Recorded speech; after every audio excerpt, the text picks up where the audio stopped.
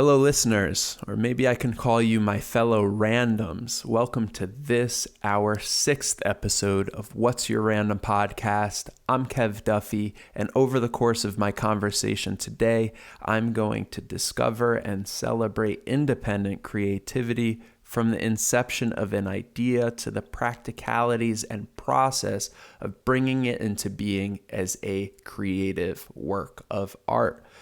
Before I introduce my guest today, a couple housekeeping items. First and foremost, thanks for being here. We're seeing our download rates and our listen to rates increasing, and that is in large part because you joined us here today, and we thank you for that. If you can, we also ask that if you haven't already, subscribe on podcast catchers, iTunes, Spotify, and YouTube if you want to watch the podcast, and rate us on iTunes. That goes a really long way in helping us to grow the podcast, as does sharing these episodes.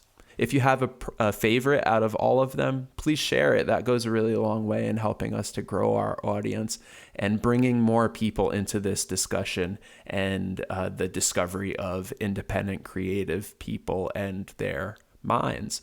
Finally, at the end of the episode today, once I sign off with my guest, hang on a little bit. I'm going to be debriefing my episodes with key takeaways from my conversation, as well as an evaluation of my own performance, how I could improve as a host, and how I can improve the overall process. It's part of creativity. It's part of what I discuss with my guests, and it's something that I want to do as well and be transparent about.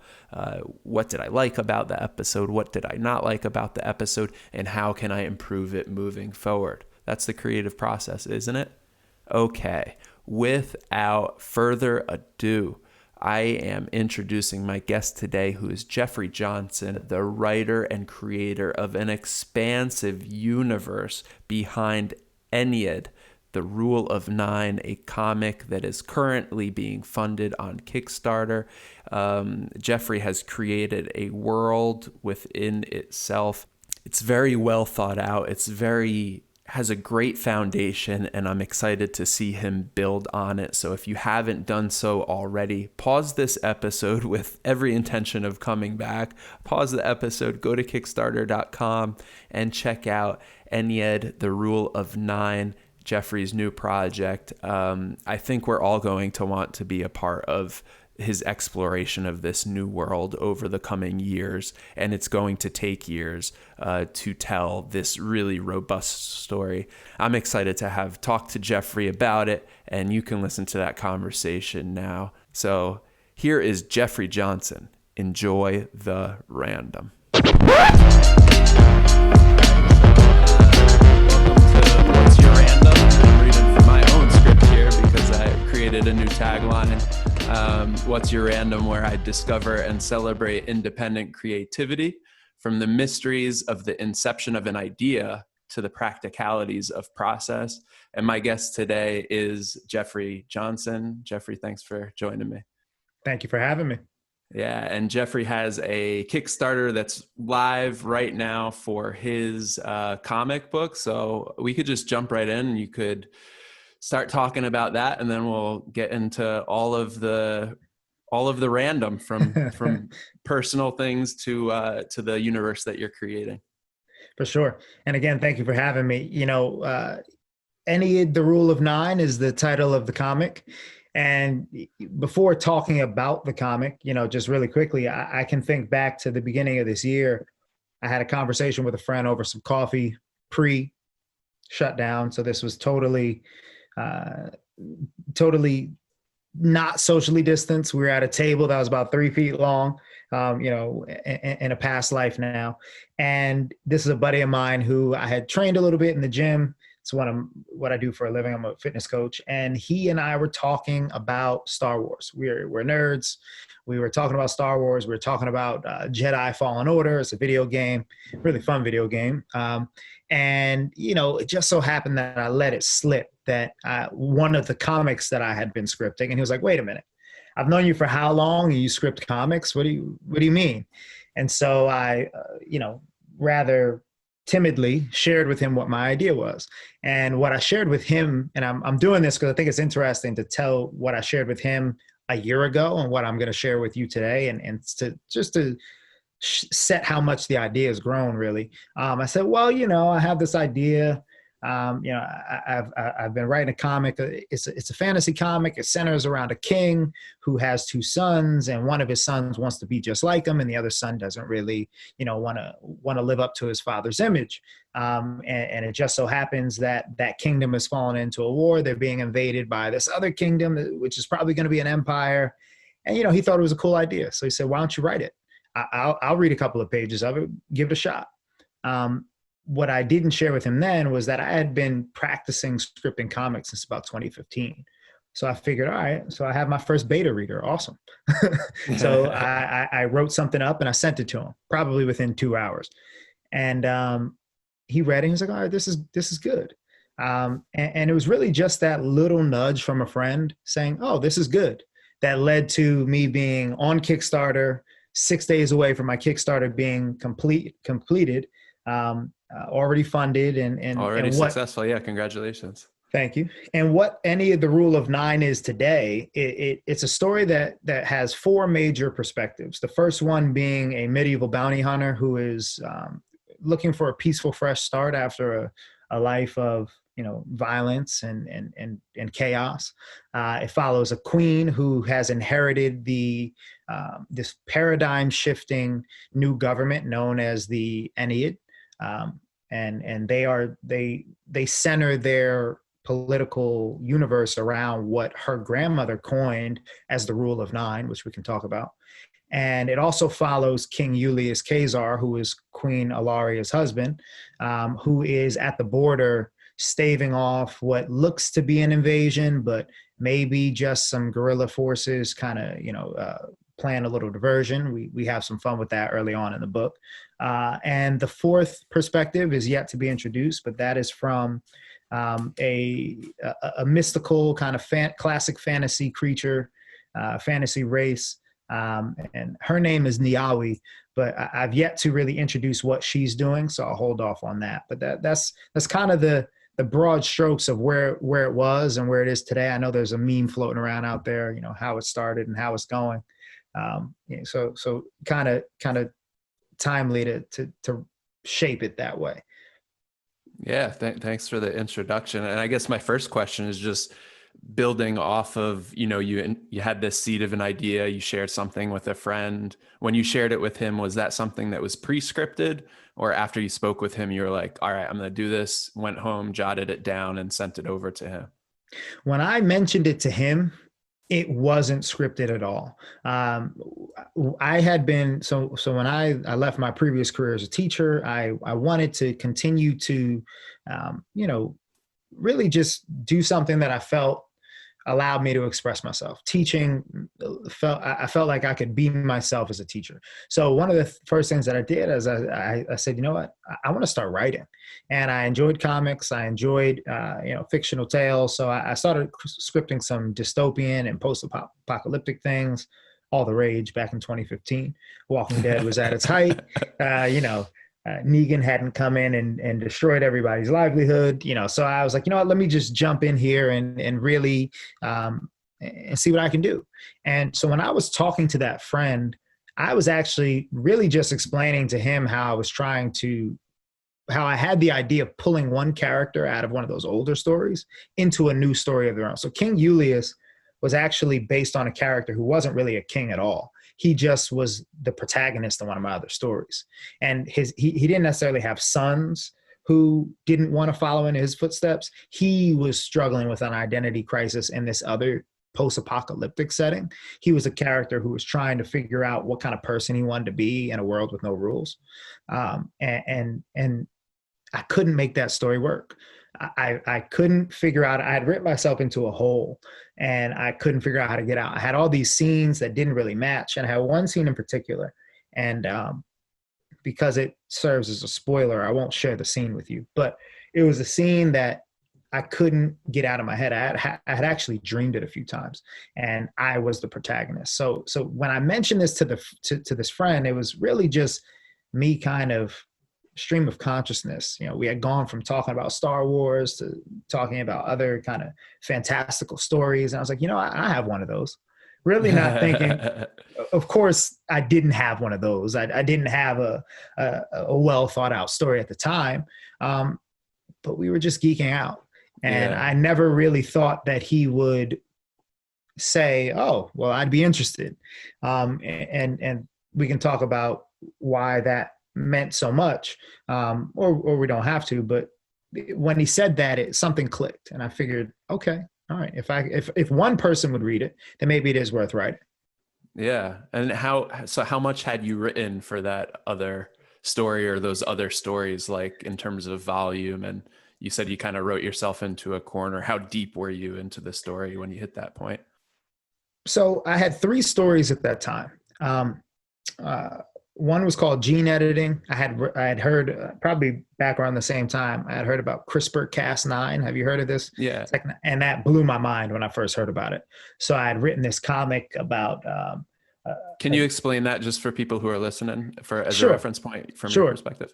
So CRISPR-Cas9, I am not a scientist, I am not a doctor, but as someone who was really interested in the idea, I did a fair amount of research. And the easiest way that I think to explain it, imagine having the capability to cut and paste the genetic code. So you go into the genetic code and you see something that you don't want, and you can literally copy it, cut it, and then replace it with something that you do want.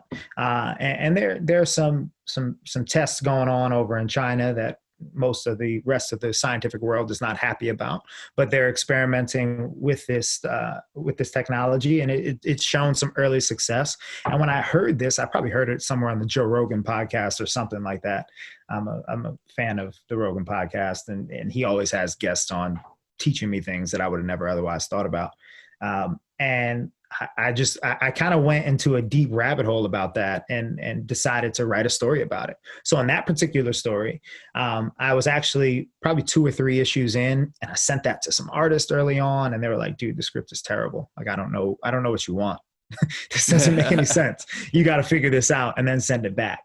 So I was like, all right, fine, fair enough. So I changed stories. How did you take that criticism with it was your first foray. You're probably like guns blazing, like really excited, and then you get some negative feedback. How did you handle? I was overly excited. That's guns blazing is definitely what I was doing. But I mentioned to you also before we started that I spent some time as a pre-K and kindergarten teacher, and kids are a lot more blunt than any adult could ever be. So I'm used to rejection. I'm used to being told, harsh truths. So it didn't really bother me. I actually just pivoted and started writing a different story.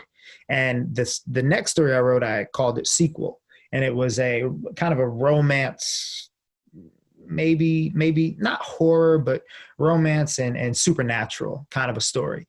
And that one started off with a couple finding themselves in a hospital, only to find out really quickly that they were both dead. And they end up spending some time in the hospital together with folks as they are in the in-between. So imagine a hospital being filled with the spirits of folks who are in a coma and in the ICU, and basically anybody who's not up and walking around in a hospital, they were interacting with. So it was really a tale about what love was for them, and there was some supernatural elements in the sense that most of the characters were ghosts. But it was really just a short one-shot comic, and that one probably was about 24-ish pages. And then the third one that I wrote, which is ultimately the one that King Julius came from, I had actually written 3 full issues. It was a full arc. And after I finished the first arc, I had no idea what to do with any of the characters.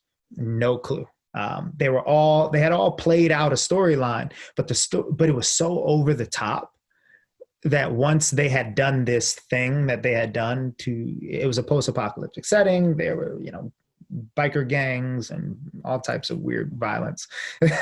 and after it was all over, I kind of looked around and I figured to myself, okay, so what do they do now? Like, the story should be over, but it's clearly not over. What do they do?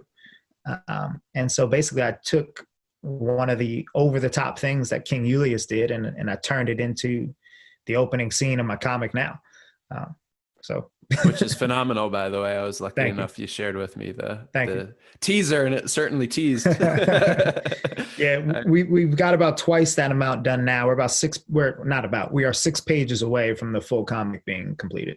And how many pages will the whole story be for this So one? issue one will be 30 pages. Very good. Solid length. I'm very OCD, and I when I started, tried to figure out what was the right length, and I actually ended up writing 7 30-page comics that make up arc one. So those are all complete. So as long as I can keep successfully funding Kickstarters, I'm going to continue to roll them out as fast as my illustrator can create them. Yeah, awesome. And let me see.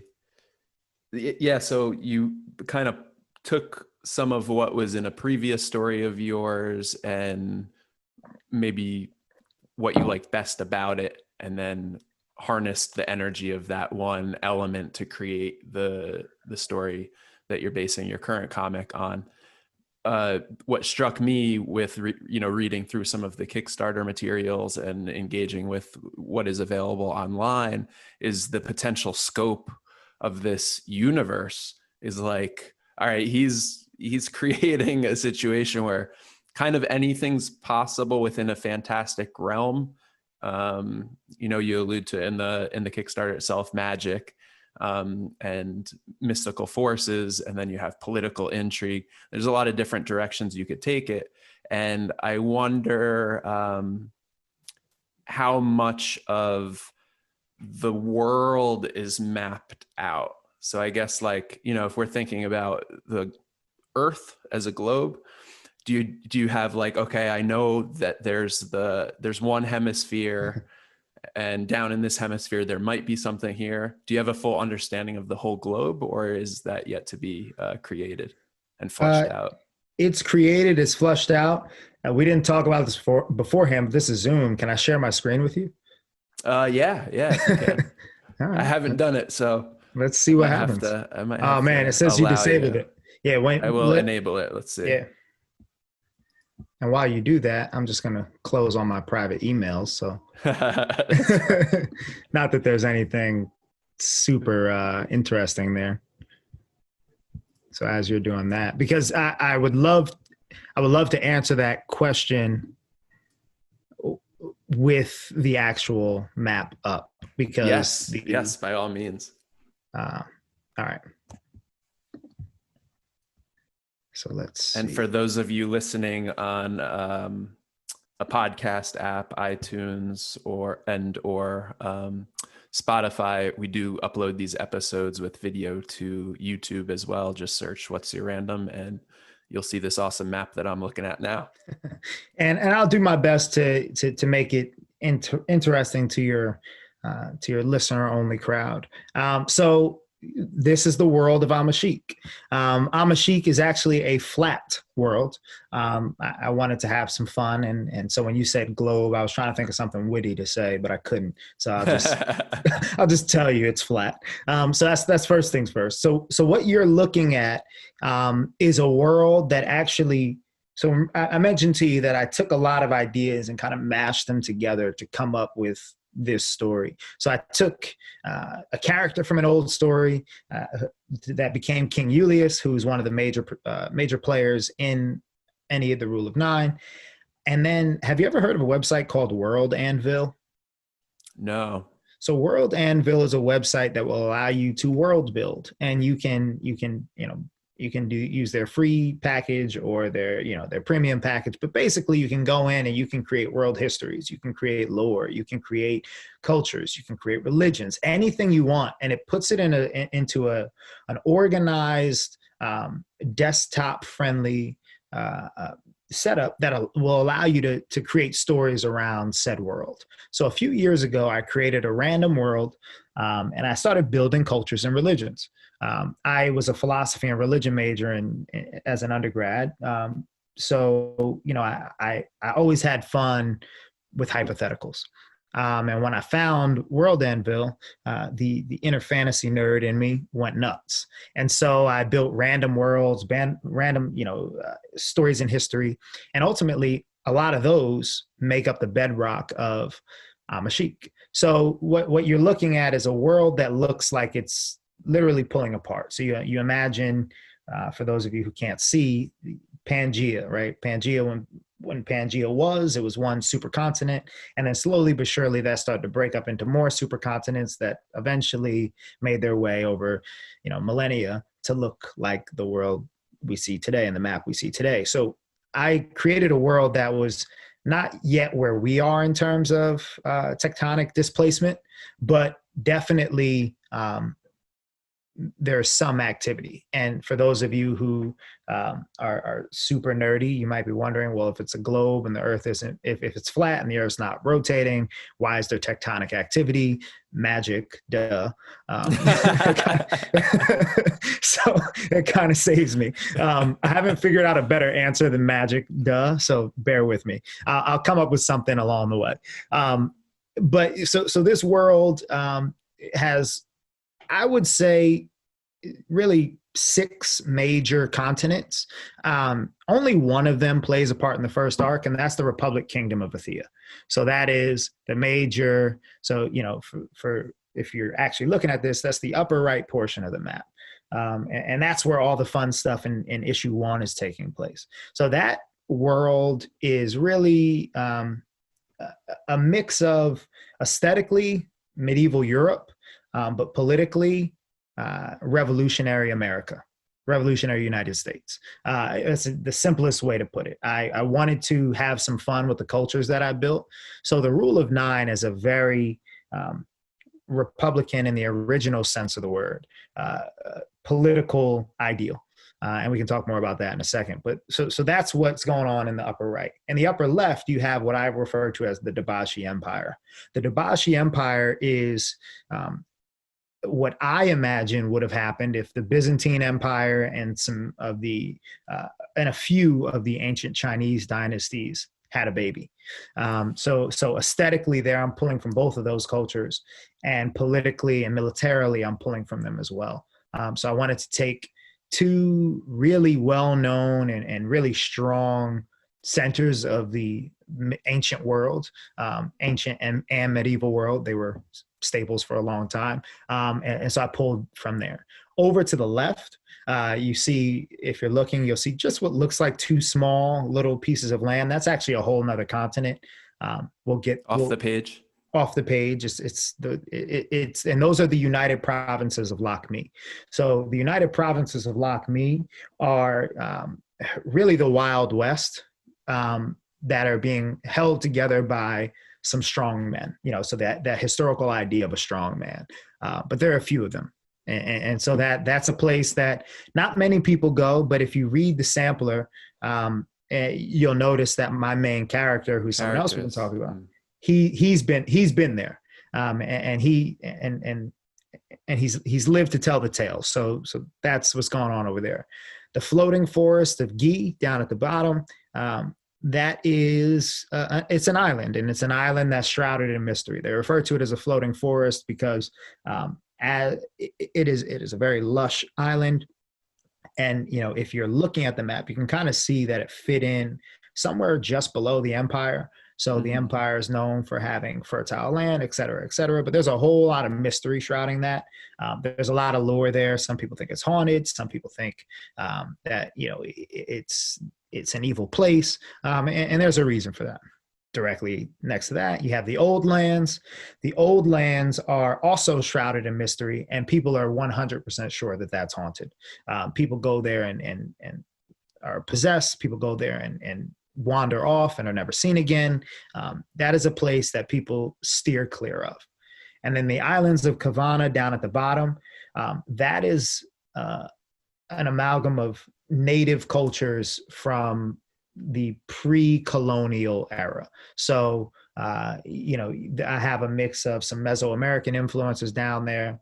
I have some influences of some ancient African civilizations in there.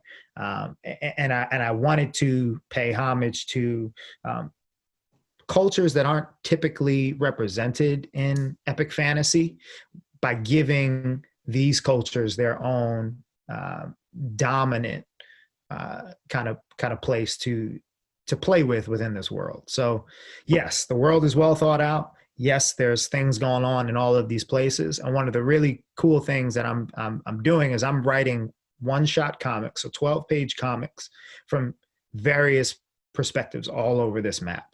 So the first one that will be released with my next Kickstarter, and that takes place in the Empire. And you follow two hunters who end up hunting a mythological creature that they weren't expecting to come across. Let's just put it that way. And so I plan on introducing this world, introducing the cultures, introducing the lore alongside the main narrative with short one shots.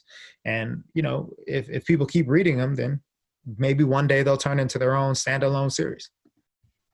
That's awesome. Yeah, that's there's a lot there. Yeah. So one question is, you referenced a lot of ancient civilizations, and how much of that was something that you were familiar with before you went into this story, and how much of that was research that you did after you started to develop the concept? So I would say that it was probably a 50-50 split. And here's why I say it that way. I knew a little about a lot. I'm one of those people who I'm listening to all types of podcasts. I watch all types of videos on YouTube. I have, a fairly decent sized library, a lot of which are audiobooks these days. I took the plunge, and I don't know why I fought it for so long. You can get so much more content in when you listen to audiobooks. So I have a lot of random. No, I didn't do this on purpose. I have a lot of random interests. And so a lot of it, I had the seeds for ideas where I was like, oh yeah, this culture will be this.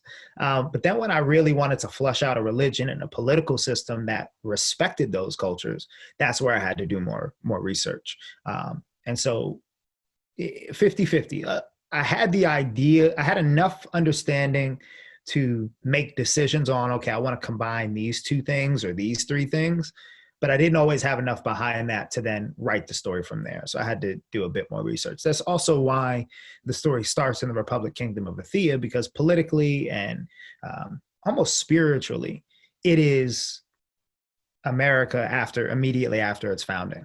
That's what inspired the Republic Kingdom of Athea.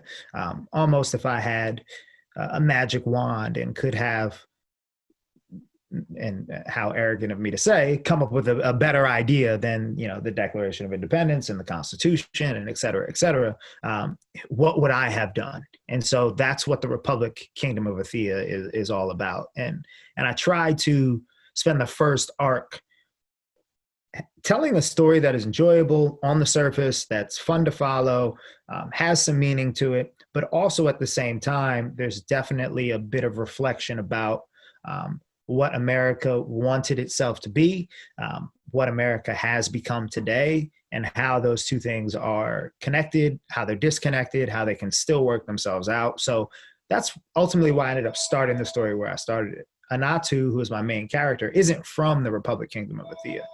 He's actually from the islands of Kavana.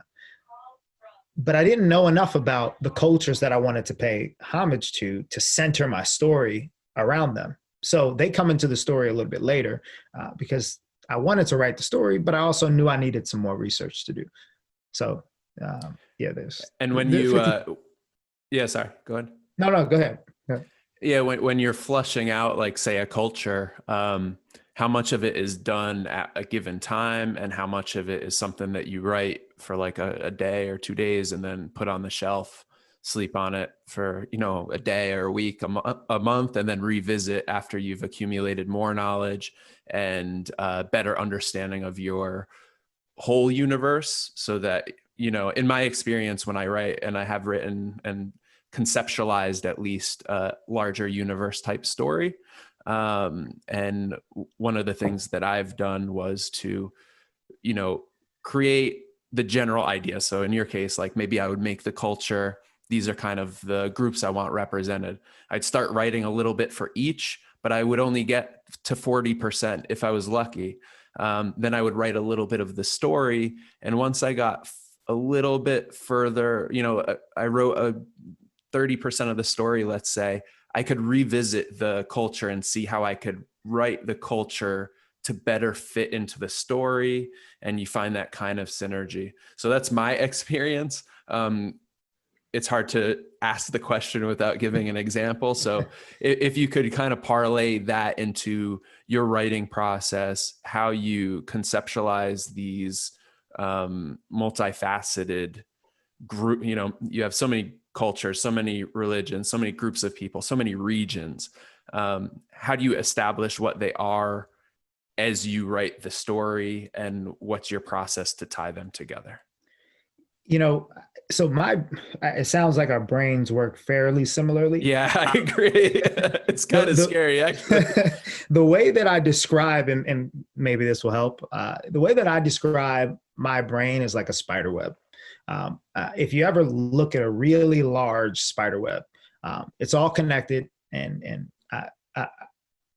but when you look at it, you sit back and you think, how the hell did that spider do that? Like, it started from nothing. They suspended something for a little while, and then they changed like, how the hell did they do that? And that's kind of how my brain works. So I'll have an idea, and that idea exists as a thread. And then really that idea is dangling out there until some other thing pops up that I can connect it to, some other experience. And this is where having random interest really comes in handy sometimes. So I agree with you. It's very difficult to talk about this without giving an example. So let me give you one. So we talked about the United Provinces of Lakme. So I always knew that I wanted this kind of strongman culture, this strongman region, because I wanted to put classical fantasy races in my story. So I wanted orcs to exist in my story, but I didn't want cultureless, mindless, morally ambiguous. I wanted orcs that were grounded in something. And I couldn't think of, how to do that, but I knew they were going to exist, and I knew what their culture was going to represent to the rest of the world. So the United Provinces of Lakme in my story have signed a 100-year treaty with the empire. The empire went to the provinces to sign this treaty because the Republic Kingdom of Athea actually seceded from the empire 52 years prior to the start of my story. So they are the conflict that is at the center of my story is a conflict of secession. The Republic Kingdom is trying to find its freedom. They're trying to find themselves. Again, steeped a lot in the founding of America. And so instead of fighting armies on both sides, the empire went to the provinces to sign this treaty. And in my head, some in the provinces were getting fat and greedy off of what they got from that treaty, while others were still plotting. And that was all I knew. So that was out there. A couple of days ago, I was listening to a podcast. Dan Carlin, if you haven't heard of Dan Carlin, anybody, please go listen to him. He's got 2 great podcasts, Hardcore History and then Common Sense. And I was just listening to one of his podcasts, and I was listening to his Common Sense podcast, which was more a contemporary political podcast, and he was talking about strongmen, political strongmen. And he has another series in his Hardcore History where he talks about the Mongols. And he said something that reminded me of something else he said in that Mongol series. So it was like, okay, so the United Provinces of Lakme are floating around in my head. They still don't really have that culture, that meaning that I want them to have, but I need them to have it. I'm listening to this thing about a contemporary political issue. One of his latest episodes is called A Recipe for Caesar. So he's talking about the feuding sides in America and how if we don't figure out how to get out of this tit for tat retribution cycle, that's what, Maria and Sulla had set up in ancient Rome. And that was what led to the fall of the Republic. And so he said something that tied directly back to an idea that he put out in that Mongol episode, which was he remembered writing a paper in college.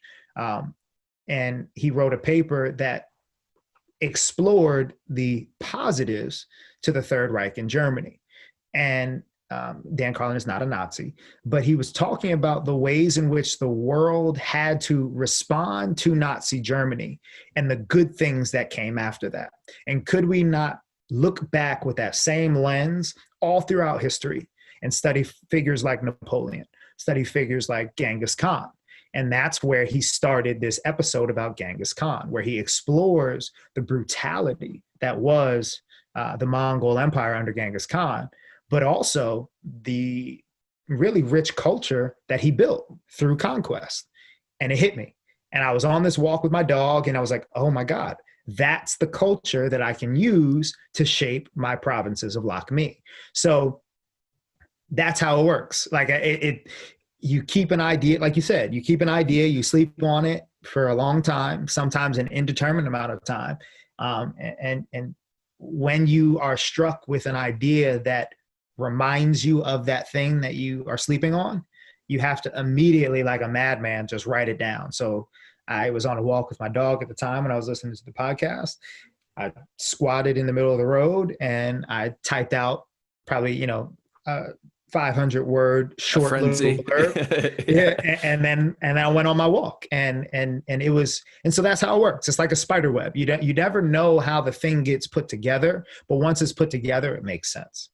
Right. And sometimes it's just finding those threads is so difficult. So I wonder if the story that you wrote yourself into a corner and kind of couldn't get out prior to this one, if you think that there might be a strand or a web that you find, some inspiration, some catalyst that will hit you, do you think that one exists that could potentially put you on the road to recovering that story and bringing that one to fruition too? So, I'm going to play philosophy major here for a second, because the way you phrase the question, I think, so the simple answer to your question is yes. But when you said, do I think it exists? I don't know if it exists yet. Do I think it can come to be? Of course, right? So I think that's important, because I'm not actively looking for that thing. Right. Just like I wasn't actively looking to connect the Mongol Empire to the provinces. But if it hits me, my hope is that I am in a position where I can, like you said, sit down and type up a frenzy and get it on paper. So whether or not it exists, I guess in the Platonist sense, it must exist somewhere in the realm of the forms. And it's out there. And if I come across it, that'll be awesome. But it isn't something that I am constantly searching for. So yeah, I'm not trying to be a jerk by doing that, but no, you're not at all. Not at all. But I think parsing that out again helps to illustrate how my mind works, and probably yours too. Yeah. And I think my takeaway from like you breaking it down that way is you have to, if you want to be creative, you have to be open to inspiration and kind of like let the, not to sound woo-woo and stupid, but you have to be aware of your environment and engaged in your environment to find those little bits of inspiration and those things that catalyze new ideas within you. So it may not be, it may be very indirect. Like you may stub your toe and then you think of pain, and then pain brings you to thinking of, some more abstract thinking of pain. And ultimately that could result in you going down a thought process that gives you some inspiration and idea, but you have to be open to, there's like something to having a presence of mind and being open to the universe when you want to undertake a creative endeavor. And it sounds like, your openness to that, your being in tune with what you are listening to and allowing your mind to stretch that and pull that in different directions allowed you to make that connection to your story potentially. For sure. And, I'm glad you actually came back to the universe word. I heard you step over it, because I'm like that as well. I definitely don't want to sound, like I'm someone who's unhinged, right? But I do believe that saying you have to be open to the universe is a valid thing for folks to say. I think especially, I don't know where your listeners are now. I don't know where they will be eventually, but here in the States, there's a people look at you funny when you say things like listen to the universe. And I know because I say it a lot. But I definitely think that that's what you have to be able to do if you want to be a creative. It's interesting on so TED Talks, that's another random place I go to get information. The woman who wrote Eat, Pray, Love, I do not remember her name, but I have listened. She has a particular TED Talk. It might be her only TED Talk where she talks about finding your creative genius. Have you ever heard it? I don't think I heard that, but I don't know if she was on Tim Ferriss or This is kind of her Brian thing. Koppelman Yeah. but she gave a talk, and I imagine you could go ahead, but I imagine it probably touched on some of the points she gave in the TED Talk. And this is kind of her thing, and she really just talks about, in this TED Talk at least, the idea that ancient cultures may have thought of genius as an external force, a not a possession, but a guardian, a helper, a watcher, something that came and went.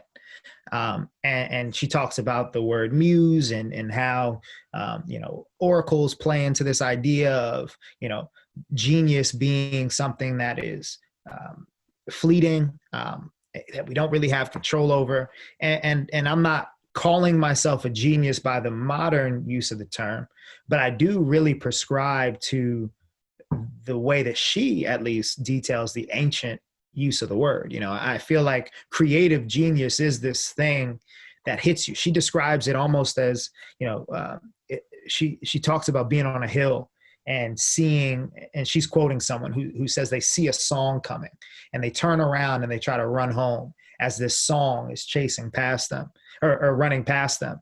And although they might not make it home in time, as the song runs by, they try to grab enough of it so that by the time they get home, they can write down that song. And that really is what the creative process is. And what's for folks who were like I used to be, didn't really view themselves as a creative. You might want to pay attention for when genius comes to visit you, because there are so many things in my past that used to hit me. I'm like, oh, wow, that could be a crazy story if this and this happened. Yeah. And I talk about it with a friend, and then I'm like, oh yeah, I'm going to do something with that. And I wouldn't write it down, and then I'd forget. And sometimes it would come back, and sometimes a story would come back that I would think was the same story, or might have been the But who same knows? story. Yeah. But who knows? Yeah. So, I really, listening to the universe, especially if your intention is to be creative, is definitely something that I think you have to be willing to do. Yeah. And I mean, you could frame it in other ways, being open to new experiences. Mm-hmm. Put like the first episode of this podcast, I was talking with my friend that, in some ways I'm afraid of judgment, criticism, and stuff like that. So I would kind of shell up and be nervous to put ideas out there. But part of the creative process is putting yourself out there, putting it on the line, and realizing that people will, criticism is something that you could learn and grow from, right? People have their own opinions. Some of them are valid, some of them are not valid, and some of them you can improve your craft from listening to. But you gotta be part of the universe to fully take advantage of it. So I think there's many ways to think about it, but being present and being engaged is I think the most important takeaway. If people have an aversion to the idea of being open to the universe. Yeah, so what's interesting, and one of those random connections. So I mentioned I studied philosophy and religion, and I had a particular professor. His name was Dr. Michael Kogan. Excuse me, and he was a Jewish man. He was a scholar in Judeo-Christian texts and histories, and he was one of the most influential people I've ever come across in my life. And I took a course with him where we studied a gentleman. I believe his first name is Martin. His last name is Buber. It's Buber, I believe. And he explored this concept of Adam 1 and Adam 2. Have you ever heard of this concept, the splitting of the biblical Adam? No, but I feel like it's visited in Evangelion. Probably. It's definitely there. This idea is one that more people have been in touch with without knowing it than I think they, we are aware of. So basically, Adam 1 is the creative Adam, the Adam that is spiritual, the Adam that is open, the Adam that is in touch. And then Adam 2, and I might be getting 1 and 2 wrong. I don't, so don't butcher me if you've heard this before. One of the atoms is that creative or open Adam. And then the other Adam is this methodical and productive Adam, this Adam that looks to the Lord and asks, what can I do? The Adam that looks to the Lord and says, how can I make the world in your image? Whereas the other Adam is kind of more that free-spirited Adam that is loving, the Adam that is open, the Adam that is forgiving. And both of those Adams take humanity on a different perspective. You know, it's kind of like that, the which wolf is the one that wins, the one that you feed. You know, all types of cultures have this idea of, you know, the ways dichotomy in which we can really focus our energies. And so when you say that, you know, the folks who feel adverse to that kind of one way of looking at it, which is that open to the universe kind of woo-woo way of looking at it, think about it the other way. You know, in order to be productive, in order to hone a craft, you have to be open to teachers. You have to be open to new experiences. You have to be open to the fact that you don't know everything and that you need to sometimes look to the Lord, so to speak, to ask how you can do his will. And I'm saying this as someone who is an open atheist, and I've been an atheist for 15 years. But I've never disparaged religion. I've always understood its importance to humanity. And ancient religious texts are some of the earliest works of creative art. They are man's attempt to understand himself and herself in this existence that we still, you know, with all the science and technology that we have, we still don't understand. And so when you look at some of these really ancient ideas, in my opinion, what you see happening is kind of like what we're doing right now, you know, trying to figure it all out. And you know, for your, one of the reasons why, as soon as you reached out on social media, I beat you to the punch and asked if I could be on your podcast, is because when I read the name of the podcast, I thought it was perfect because I have never thought of it. I, you know, definitely am not trying to steal your idea, but it felt like, oh, hell, I could have named the podcast that. Like, I know exactly what he wants his show to be, and I don't even know the guy yet. Like, I want to talk to him because that to me is what we're doing. We're always trying to figure out what's that random thing out there that's driving you, that's motivating you, because ultimately that thing is probably also going to connect you to a lot of people that you might have otherwise thought you were completely different from.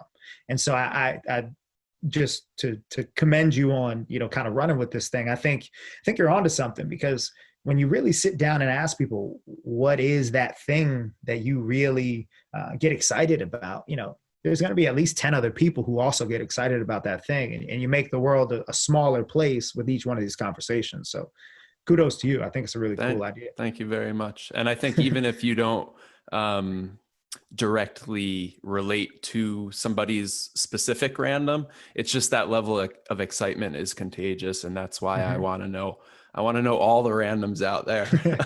And thank you. That's a really nice compliment. I appreciate it. Of course. And I found your project to be random in the best sense of the word. I do not take offense. I'm greatly appreciative of that. It definitely, you know, so when I sit back sometimes, my artist, his name is Luke Horsman, and he's not my artist. He's the artist that I hired. I do that all the time. He's got 20 years of experience in comics and graphic design. And I was intimidated to ask him to work on my story. I had found him probably 3 months before I asked him to work on it. And I went and I asked 3 other people. So I ended up getting back to him in this circuitous route anyway, because things didn't work out with the other creators. For, you know, they got hired for other jobs. Our schedules didn't work. Some people couldn't work at the rate that I was looking for in terms of pacing. So eventually I came back to Luke's page and I was like, you know what? I got to look into this guy. So I went on his website, and his random must be world building, sci-fi world building, because I went on his page, and at the time, he's changed his website since. When you went on his page and you scroll down to the middle, there was this interactive, like 3D, but also 2D. Like it was weird. It was like it made for VR goggles, and you were in this fantasy world, and it was like this alien carnival. And I was like, this is the coolest thing I've ever been in. And I'm scrolling around and I'm looking at the ceiling. And mind you, I'm looking at my screen, right? But I'm looking at the ceiling in this thing. And, there's little, dialogue bubbles. Like everybody in there is active. When you turn in one direction, somebody says, watch out, because you bump into them. And there's all kinds of just randomness going on in this carnival. And when I finally settled in on one part, what I noticed was at the top of what would have been the tent, right? When you get there, there was a huge, like almost like what's the name of the cat from Alice in Wonderland?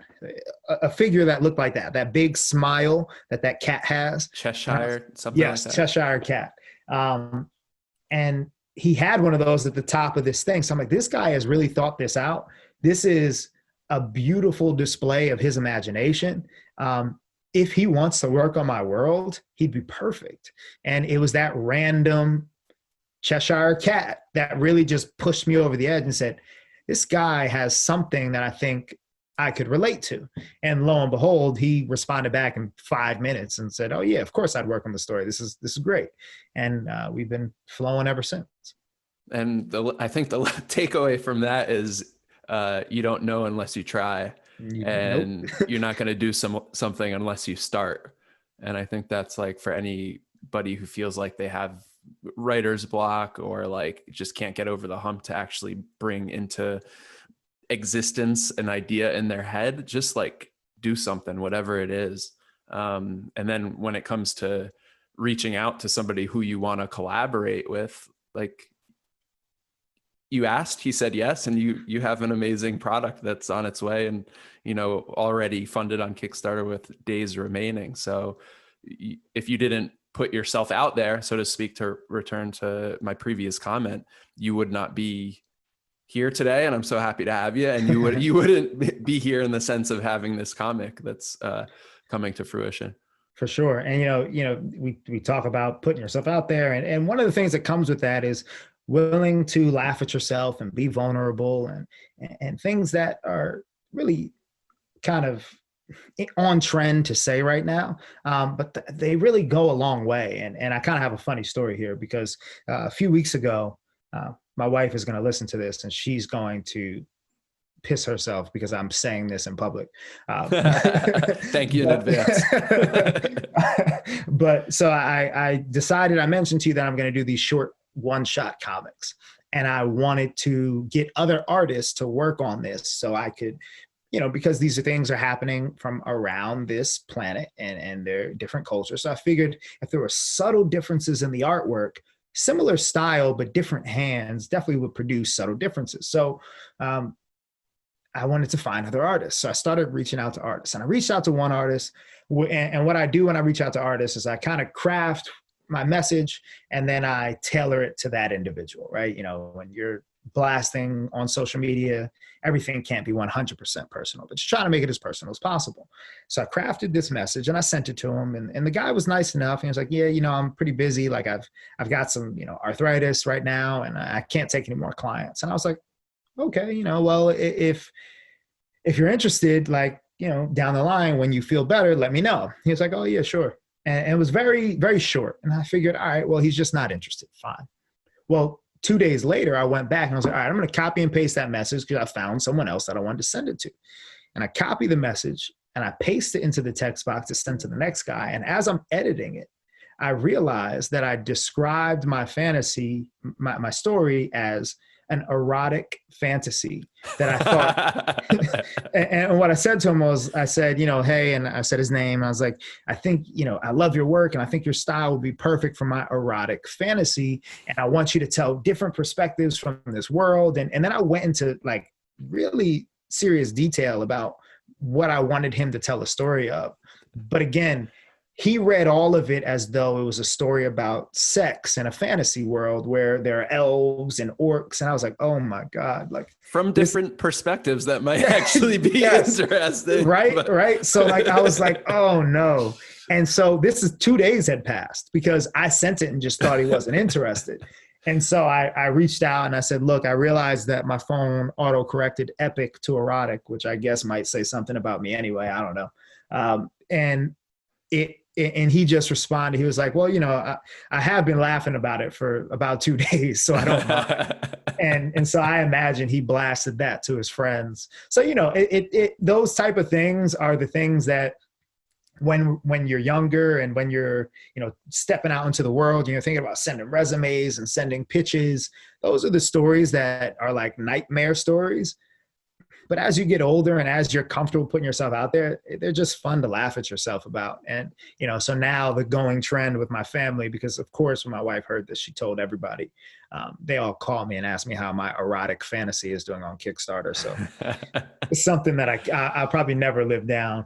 Even technology could have a Freudian slip, apparently. Yeah, yes, it can. So, little things like that, they make what would otherwise be some, a pretty tedious and daunting task. They lighten it up every now and again when you put your foot in your mouth. Yeah, you got to be kind of lighthearted about it, Yep. and Yep. it's something to laugh at and potentially learn from, depending on the mistake, right? For sure. Yeah, thank you for sharing that. We'll have to Of- snip that one out and put that clip out by itself so that Do everybody it. could Go, check it go out. for it. Go for it. And if you want, I'll send you the screenshot of the message. You can put it up there on social. Yeah, for sure. I'd like that. Yeah. It's like it meets like the Instagram direct message limit. It's such a long message but like the second sentence says erotic fantasy. So it's really funny. Maybe for like a future spin-off one shot.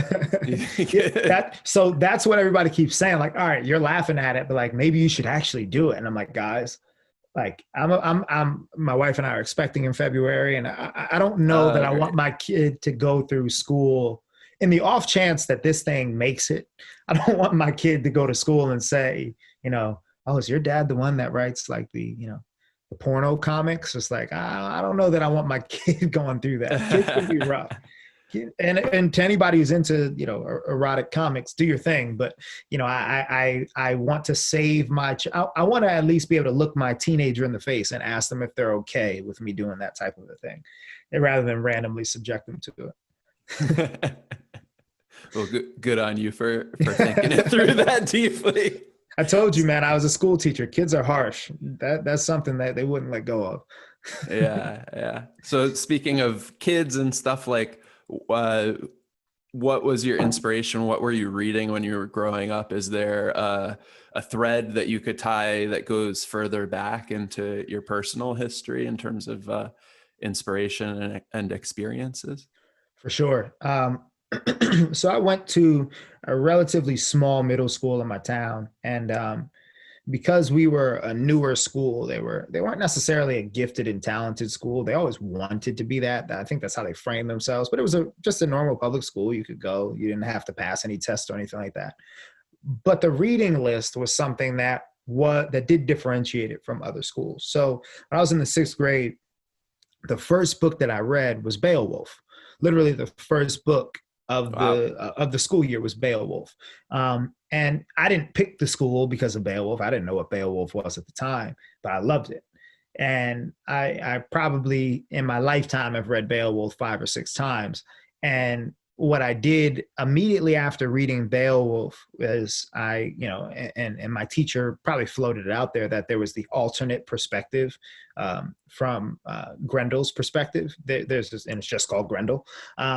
And so I went to the library after we finished Beowulf, and I took Grendel out of the library and I read that a couple of times. And I can remember being in the apartment that I lived in with my mom at the time. I had a little beanbag chair, and I can remember laying down just reading Beowulf, but the alternate perspective from the victim standpoint, which was like such a weird thing for a 12-year-old to do. When when I wasn't doing that, I was rushing home to watch like Dragon Ball Z, right? Like it was, those were two Those of were the the things days. those were the days, right? So, I don't feel old, but I probably just dated myself when Dragon Ball Z was running live on, not live, but was running on Cartoon Network pretty regularly, 4:30 Eastern time, I remember. I was, so Beowulf was probably the earliest thing that I read that you could call fantasy. There was another book that I read later in the year, and it was called the Transall Saga. I don't come across many people who've heard of this one. This one was more of your YA from the early 2000s, young adult early 2000s. It wasn't like a classic like Beowulf, but in this story, a young boy, it's like a portal fantasy. So he runs through a portal in the woods, and ends up in this other world where he has to fend for himself. And it is your prototypical farm boy to hero style fantasy story. And those two things being introduced to me in the same school year probably have a lot to do with why I fell in love with fantasy. I'm sure I read plenty of other books that year. I'm sure we had plenty of other assignments, but those were the two that really, so when you ask me, where do I think this began? I think that is the clearest memory that I have. And then through the years, the Homers of the world, the Iliads of the world probably came next in a chronological sense. I remember reading those 8th grade, freshman year in high school. And then from there, by the time I was halfway through high school, I realized that no matter how cool I wanted to be, I was definitely a nerd. So that was when I started reading things like Lord of the Rings for fun, and stepping outside of prescribed reading for school, and dabbling in things like Wheel of Time, and so I have over the years broadened my fantasy scope, but in my mind, it all starts with Beowulf.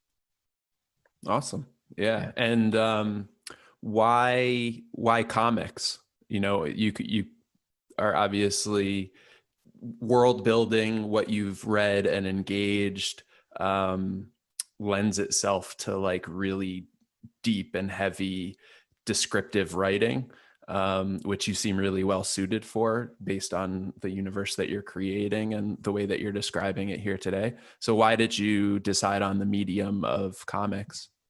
That one is simple. Simple, but then I can elaborate also. So every time I read a fantasy story, I find myself at some point in the story wishing that there was a comic book version of the story because of everything you just said.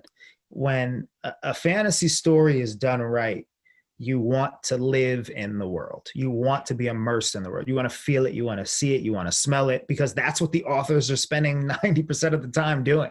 And then, they throw in a couple sword fights, a couple of backstabbing, political deals. And it's like, oh, yes, this is a great fantasy book. But most of what we like about fantasy is the world building. And it's the authors who can do really great world building that connects to really solid and emotive storytelling that gets us.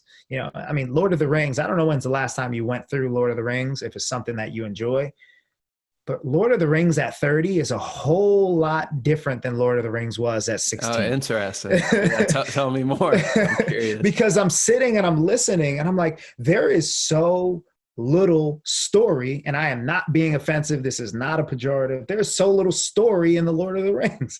It is a world building tour de force. Like, it is what he is. If you know the story behind Lord of the Rings and the novels that Tolkien wrote, he created a language first, and then he needed to build cultures to bring these languages to life. And eventually he told enough stories that he wrote the Lord of the Rings. And that is so clear as the adult that I am today. And again, this isn't bad. I love it. He riffs on. I'm about 3/4 of the way through Fellowship. I decided, in order to not stress during my Kickstarter, I wanted to read a book that wasn't new. So I went back to Fellowship of the Ring, and I'm about 3/4 of the way in, and there are like hours worth of reading that are just random stories that took place, that a random character who walks into a room, he arrives and he's greeted, and then he riffs about this, what could be a saga in and of itself. And so In just describing the wardrobe. Yeah, and it's like you just want to see it. You want to see it. You want to watch the people watching them tell the stories. And so every time I've read a really immersive fantasy story, I have said to myself, I want to see this as a comic. Why am I an individual who said that? Well, I grew up, I would spend summers with my Nana, and my Nana, she was a big lottery player, and she would always play her numbers. And the store she would play her numbers at had a comic book stand. And so when she would go play her numbers, I would sit down on the floor in the store and I would just rifle through comics. And yeah, my grandma didn't come from means, so she wasn't buying me these books. But what she was giving me and what she would give me is time to just read them in the store. So as a kid, I can remember just rifling through and consuming the stories through the images. We're talking like, 5, 6, up until 11, 12 that I would spend summers. So like, I wasn't necessarily a reader just yet. A majority of the time, I probably couldn't even read what I was looking at. I didn't have the skills to do that. But I love the artwork. And so that is where kind of the love for comics probably began. And then, and I referenced Walking Dead already, I was in my dad's house and in the living room, and my younger brother, who at the time was probably 10, 9, 10 when Walking Dead came out, came running home and was like, Jeffrey, I found this new zombie show at my friend's house. I'm like, first of all, why are you watching zombie shows at your friend's house? You're in like the 3rd grade or something.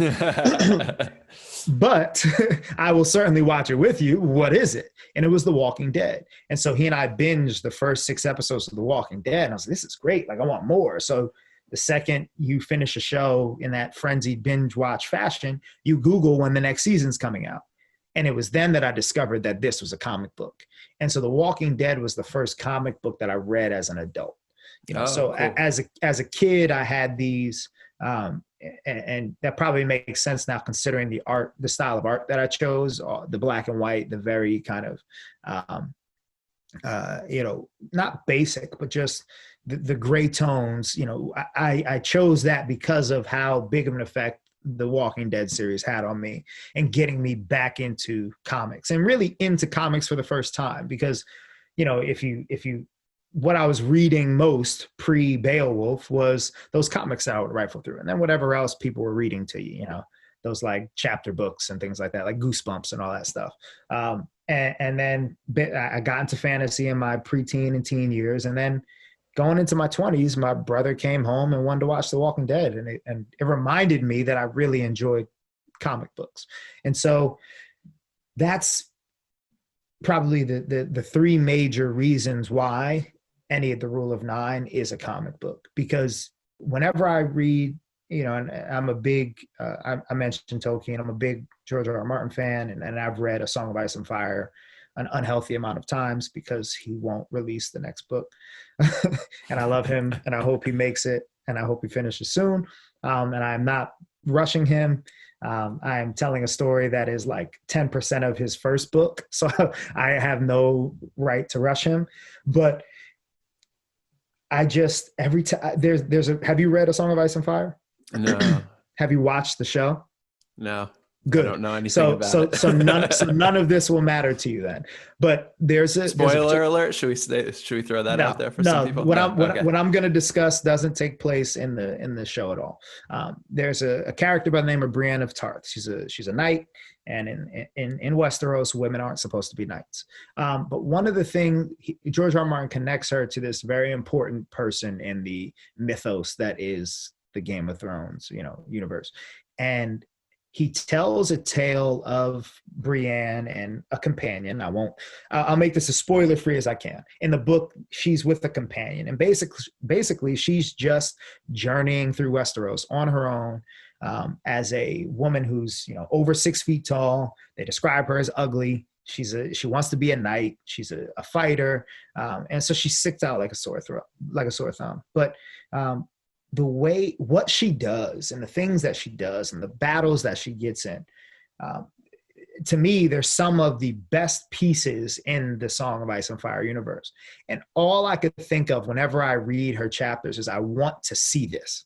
Like, I want to see it. Do you watch the Mandalorian on Disney Plus? No. So here's for folks who watch the Mandalorian but don't necessarily read Game of Thrones. If you could imagine what Mando does in the Mandalorian, which is basically just go all over the place being a badass. That's kind of what Brienne does. And I'm so happy as a Star Wars fan too that I can watch Mando do that. It opens up this whole part of the Star Wars universe that had otherwise been closed. The bounty hunter. Yeah, and then just that lone badass that isn't necessarily arrogant but knows what they're capable of. But everybody still tests them, kind of a thing. So there's a particular storyline that Brienne goes through, and I just remember reading every time her chapter came up. I'm like, I want to see this. I want to see this. I want to see this. Like, this is so amazing. And but I need to see it. And eventually, I stopped sitting around waiting for other people to do it, and I said, all right, well, if I want a fantasy comic, I don't know. Let's see if I can make one. So have you engaged with any fantasy anime at all? So The ones that come to mind for me are Berserk and Lotus War. I'm not heavy into it, but those are two that I'm familiar with. I'm familiar with Berserk, but I'm not heavy into anime. I'm now diving into it because it's actually a question that comes up a lot for me when I reference fantasy comics with comic fans. They're like, oh wow, this is great. Have you watched these or have you read these? And typically the answer is no. Only so much time in a day. Right? Yeah, and when you're trying to read these tomes that these fantasy authors put out, you have even less. That's also one of the pluses too. I think the fantasy genre is an amazing genre, especially the epic or high fantasy genre. It's escapism that is tethered to the real world. That's the way. And what are those? Because I read that in your Kickstarter description, and I'm not familiar of the subgenres. So what is epic and what is, you said, high fantasy? Epic and high fantasy. Some people will allow you to use them interchangeably. Some people will, burn you on Twitter for doing it. But I use them interchangeably. Both refer to fantasy worlds that are that can exist on their own. They are epic in scale, and they have their own religions. They have their own histories, their own magic systems. They are universes to and of themselves.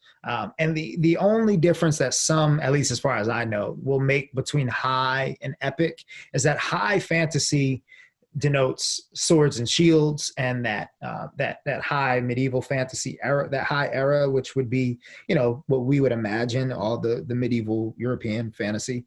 And epic doesn't necessarily have to be that, but it's one of those things that, in my opinion, is a distinction without a difference. I think epic fantasy is a world in and of itself where, you are telling tales that involve fantasy elements. That's how I would describe it. And did the term predate the more colloquial use of epic? So that's a good question, actually. I don't know. There's actually curious. Yeah, that's interesting. I'm thinking of a YouTuber that I follow. His name is Daniel Green, and he actually might have an answer to that on his YouTube page. So I'm gonna go look it up. I actually don't know. Interesting though. Yeah, if you get into anime at all and fantasy anime, there's a anime called Aura Battler Dunbine, and it's a genre mashing of mecha, giant robots and fantasy. And I was surprised at how good it was. That sounds pretty cool. Yeah. If you need a recommendation, I highly recommend Aura Battler Dunbine. All right. It's one of those things, someone else is going to reference it, or it's going to pop up on Netflix or something one day, and then I'm going to sit down and I'm going to watch it. There's so much, like you mentioned before, there's so little time in the day, but there's so much content available. And that also, I think, to throw another reason why I chose to create a comic book is, again, I started to mention that I think this is an amazing genre. I think escapism tethered to reality. For me, looking back at cultures that are plays on cultures that have existed throughout history allows us to engage with ideas that I think we need to engage with in a healthy manner. I mentioned before that when I referred to Dan Carlin in this essay that he wrote in college, where he was not saying that the Third Reich was a good thing, but he was exploring after the fall of the Third Reich the good things that came and happened in the world. And he talked about how his professor, who had, I believe his professor had Japanese or Chinese heritage. And I know that there's a big difference, but in this case, it puts them on one side of the war or the other. But either way, the war hit too hard, too close to home, because this professor had ancestors and relatives who were directly impacted by World War II. And so he got in trouble and he got a bad grade for it. And he I think he says kind of tongue in cheek, like, I didn't deserve a C, but he gave me a C. And now I get why he gave me a C, because it was offensive to explore Right. these ideas so close. But fantasy and science fiction and dystopian, anything that is And kind fiction of in general. Yeah. fiction in general, allows you to do that. And I think the major difference, though, between the sci-fi fantasy genres and then subgenres below them is they feel like they're not real. So people Mm-hmm. are more willing to engage. If you're telling a tale, a historical fiction, um, some people just don't want to go there because of their political beliefs, and they think that especially in today's day, that's fake news. I don't want to listen to that, or that's what this group of people believes happened, and I don't want to listen to that. And it gets politicized really quickly. But if you can mix in enough fantasy races and alien creatures and magic spells, people might not have an issue dissecting, the potential benefits of a monarchy, right? Like, they might, because that doesn't feel like anything they can really relate to, even though it is. And so that's another reason why I wanted to tell through a comic, because I felt like more people would read it that way. It could reach a broader audience that way. Yeah. And you could explore, I like that. Then you could explore these deep and ideas that may otherwise, stir up some controversy. You could explore them. They could be kind of analogies to maybe things that are going on today. But you could make them ambiguous enough that they don't cause offense directly. Exactly. I like that. That's a cool way to think about it. And, new ways to explore ideas in an era where sometimes it's harder to think creatively about the problems that we're faced with as a culture, society, country, world, everything, right? Because everybody has their own opinion, as they are entitled Sure. to, but you should be able to explore yours. Very cool. Exactly. And that's definitely one of the major things that carries the narrative is the analogies, and so you talked about before, um, how you can kind of what to do if you hit writer's block and things like that, and what happens if you want to create something but you're stuck. My response to that would be, my advice, unsolicited advice to folks out there would be, find something that doesn't necessarily feel like it fits that creative venture of yours that you're really passionate about, and go learn more about it. Because eventually, whether that's writing a song, writing a story, making a documentary, you're going to be best able to explore things that you're passionate about and that you care about. And for me, philosophy and religion, when I came across it, I was a forensic psychology major when I entered college, and I signed up for a philosophy class because I had to.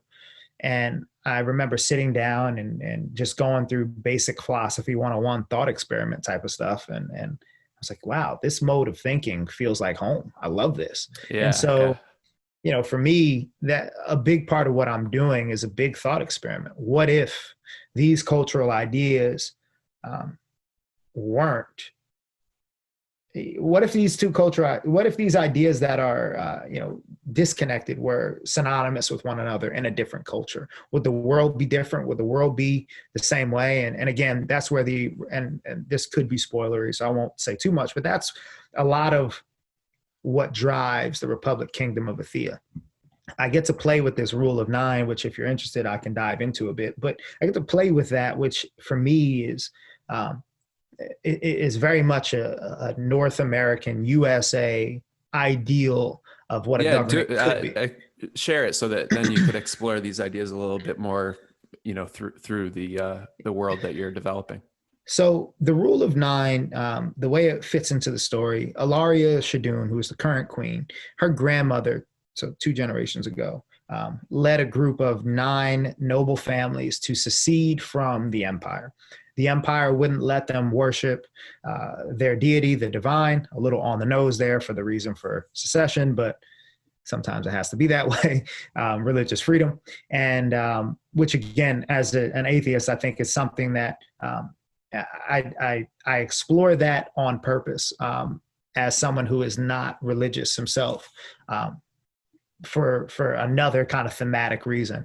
To stick with the political themes and underpinnings, so they secede from this union and effectively start a war.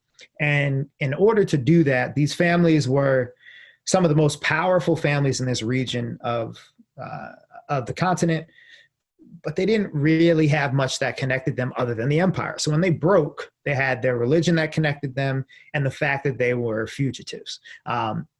So in order to control things, what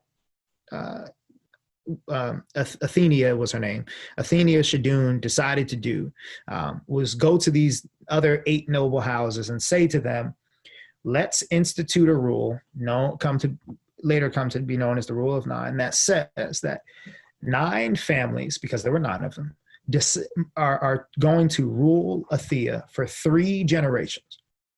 Once we decide the 9 families, in this case, it was decided for them, those 9 families then look inward and decide who will be the monarch among them. So these 9 families have the power. They're the king and queen makers. So in this early instance, this is the first Ennead. This is all on the fly. It's under the pressure of war. The woman who came up with the idea got the job. So she became the queen. So the Shadun family inherited the monarchy for 3 generations. And the idea is that you have this representative monarchy that has their liege's best interest in mind, or they don't, right? That's a question we explore. But they have their interests that also impact the common folk in Athea and what is now Athea. And so what I'm trying to explore is, so Athenia is no longer with us. Her daughter is no longer with us, and now Ilaria is with granddaughter. Yes, we have a granddaughter who was born queen, raised to rule, but also has to abdicate her power. So you get a little George Washington in there, and I get to explore this idea of, for folks who aren't really into American history. One, I think you should be. I think the founding of the United States of America is an amazingly fascinating political story, spiritual story, just and it's something that I have spent a fair amount of time studying myself. But George Washington had a choice. George Washington could have become a monarch. I mean, if you look at how important he was to the Revolutionary War, at the end of the war, when the war was won, it was really on him. If he wanted to stay and force himself and king make himself, he had the political capital, he had the power, he had the army, and he walked away from power. And so, Ilaria will have to make a similar choice. Her grandmother started a war for this ideal, in order to shift the paradigm and say that noble houses should be able to lead themselves. They should be able to turn to their own, lieges and make decisions on their behalf. And so now Ilaria sits, and her children can't inherit the throne legally. Her husband can't keep his power, and either she dies in this war and Athea falls apart because there's a power vacuum, or before it's too late, she hands over the mantle to the next Ennead. And so I get to explore a lot there. I get to explore a little bit of the George Washington, echoes of what it means to choose representative and Republican democracy over a monarchy. I get to explore kind of what leads a group of albeit wealthy individuals to, start a fight for greater freedoms. And I get to do that in a way that makes them sympathetic, because right now, the founding of the United States of America is a very hot button topic. And for those of you who are on audio, I'm an African-American man. I was born and raised in the United States of America. And sometimes I get looked at funny when I speak fondly of the founding of the United States of America. And I don't have an issue with that. But I think right now, if you're aware of the political landscape in America, founding fathers are just racists. That's all they are. And I think that is such it is such a flippant way to look at, one of the most important eras in world history, let alone our countries. But like, the founding of the United States of America literally changed the world. No matter who did it, we can explore, we can grapple who they were and what issues they had and what flaws they had. But they did something that allowed, hundreds of years later, me to be sitting here having this conversation with you, me to marry the white woman that I've married. So you can't disconnect them from the snowball that they kicked over doing what they did. And so, but that's hard to say right now. Yeah. So yeah. If I fancy it up and put swords and shields and, create a whole new, now I can have that conversation and really look at the merits and the difficulties that someone in that situation would be faced with when trying to change the world, and them not automatically be the villain, and right now, I think depending on what political circle you're in, what demographic circle you're in, you start talking about the founding of America and you're talking about villains. And that's not something that I prescribe to. I think that it's way more complex than that. So right. Yeah. I was this just story lets me do that. The word that's like the phrase that's in my mind right now. And it's,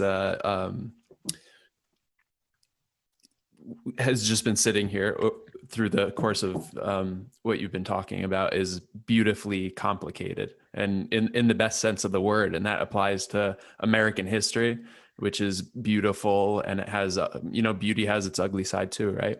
It's kind of acknowledging that, but also your story and seeing that history through the lens of fantasy.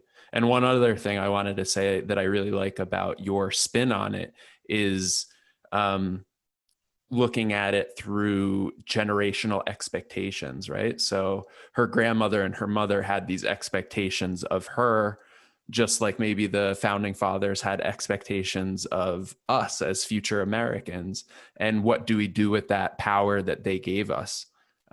Do we fulfill their expectations? Do we live up to it? Do we betray them? Do we turn course? And in thinking about it in this sense, where, at a pivotal time, I think, in our nation's history as a new generation. So what is the granddaughter going to do with their new position, their new power coming to age? Yep. Could have said it better myself. That is exactly, for those of you who aren't watching, I've been nodding my head profusely through most of this conversation, but yes, and yes. I think that is something that our generation, we are the most diverse, we're the most tolerant, we're the most equitable generation that America has produced. And I think it's a mistake for us to now look down our noses at the founding fathers because of the circumstances that they existed in. And again, I am not forgiving slavery. I am not forgiving the ugly, ghosts of slavery that are still with us today. I have no problem uttering the phrase systemic racism. I think it's a thing. If we wanted to tailspin off into politics, most of my politics would map left leaning. So I am by no means trying to whitewash or gloss over the nasty parts, but right. In order to understand the nasty parts and get anything from them, we cannot divorce them from the paradigm that we exist in today. You can't separate those two things. And if you could, America wouldn't be the place that it has been in the world, and it wouldn't have made it to the position it made it to in the world if it hadn't been if what they did hadn't been paradigm shifting. So we have to wrestle with that, and we Yeah. can't Yeah. just say, well, they were wrong, and because we wouldn't have the opportunity to say they were wrong if they hadn't gotten it right. I just, Yeah. so there's this weird kind of, and again, it's very difficult to say this in today's climate. I mean, I think post election, it should get easier for us to have conversations again. I think the temperature will turn down a little bit, regardless of what's going on right now and the back and forth with who won and who didn't win and all that nonsense. I think the American, ideal will prevail here. And I don't think we're in for a coup or anything like that. I think the American ideal is still strong enough to withstand something like that. But, so I just wanted to create a world But where I could, that's rooted in that history, right? That's yes, rooting in the founding yeah. fathers that are complex and complicated. Mm-hmm. So And it's something that acknowledge, I believe in, yeah, and so I wanted to create a sandbox where I could do that. And just to, kind of bring that idea full circle, Anatu Kinnisk, who is my main character, he is aesthetically speaking, he is an African-American man. There's no such thing in I'm a Sheik, but when you look at him, that's what you'll see, with a very modern African-American hairstyle. I had dreads growing, going into college, and I'm trying to get them back. Now that we're in COVID, I don't need to get a haircut anymore. So I'm trying to get them back. But so, Anatu allows me to put myself in the middle of what we just talked about. This grappling with what republicanism really is, and that is, again, not the modern use, but the founders' use of the term.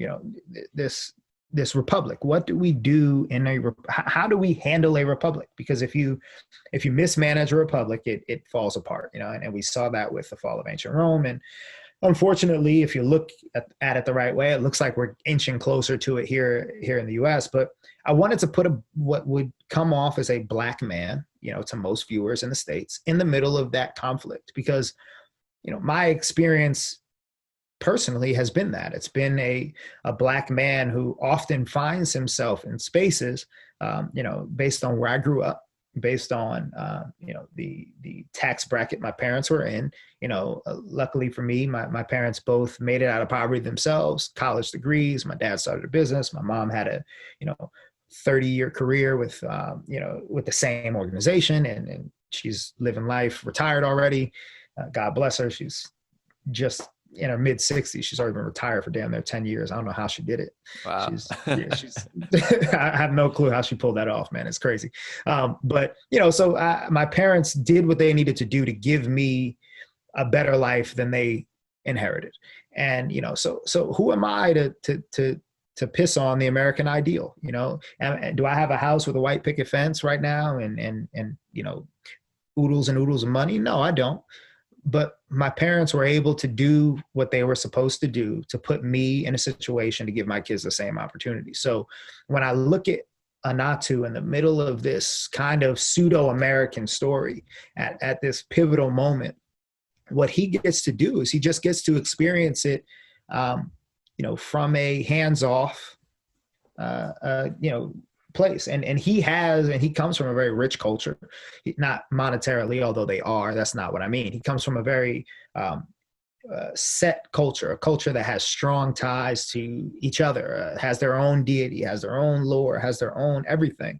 But he's always felt a bit disconnected from his culture, which is something that, I think is something that I can relate to. One of the things that connects Anatu to myself is this deep connection to who I am and where I came from, but also this deep feeling of being out of place at the same time. And so I put someone like that in the middle of this story. So now I get to tell the story of what America was, what America could be, and I get to have this kind of cultural spin on it, because I'm throwing someone in there who doesn't necessarily fit into that culture, or who isn't readily accepted by that culture, but has something to say about what that culture is and isn't doing. So it's going to be a fun story for me to tell. Is he searching for something external, or is he trying to find himself? I don't know that he knows the answer to that yet, but certainly that is a major part of his story thematically. Right, because he's kind of a wanderer, right? Or at least he's he is right know, now. He is right now. He held, I mentioned in the 12-page sampler, he's a Raukita. And that is a title that, I came up with my own. I didn't come up with my own. I found a way to get my own language created for this story. So that Raukita is a translation from that language, which we'll learn more about in later books. But his role was he was a hunter. He was a catcher. He worked for the Navy on the Kavanian Islands, and he was a skilled soldier. And ultimately, what he is running from is that past. And what he's looking for, it may be a MacGuffin, it may be a thing, or it may just be himself. That is definitely something that I spend a large part of the first arc batting back and forth. And, if people keep wanting to read the story, it'll go on far beyond that, because again, if you were to ask him, I don't think he would know the answer. Awesome. I have a couple of more questions. If you're receptive to it, we could start winding down, whatever you want to do. When I saw long form podcast in your email, I was like, oh, this is perfect.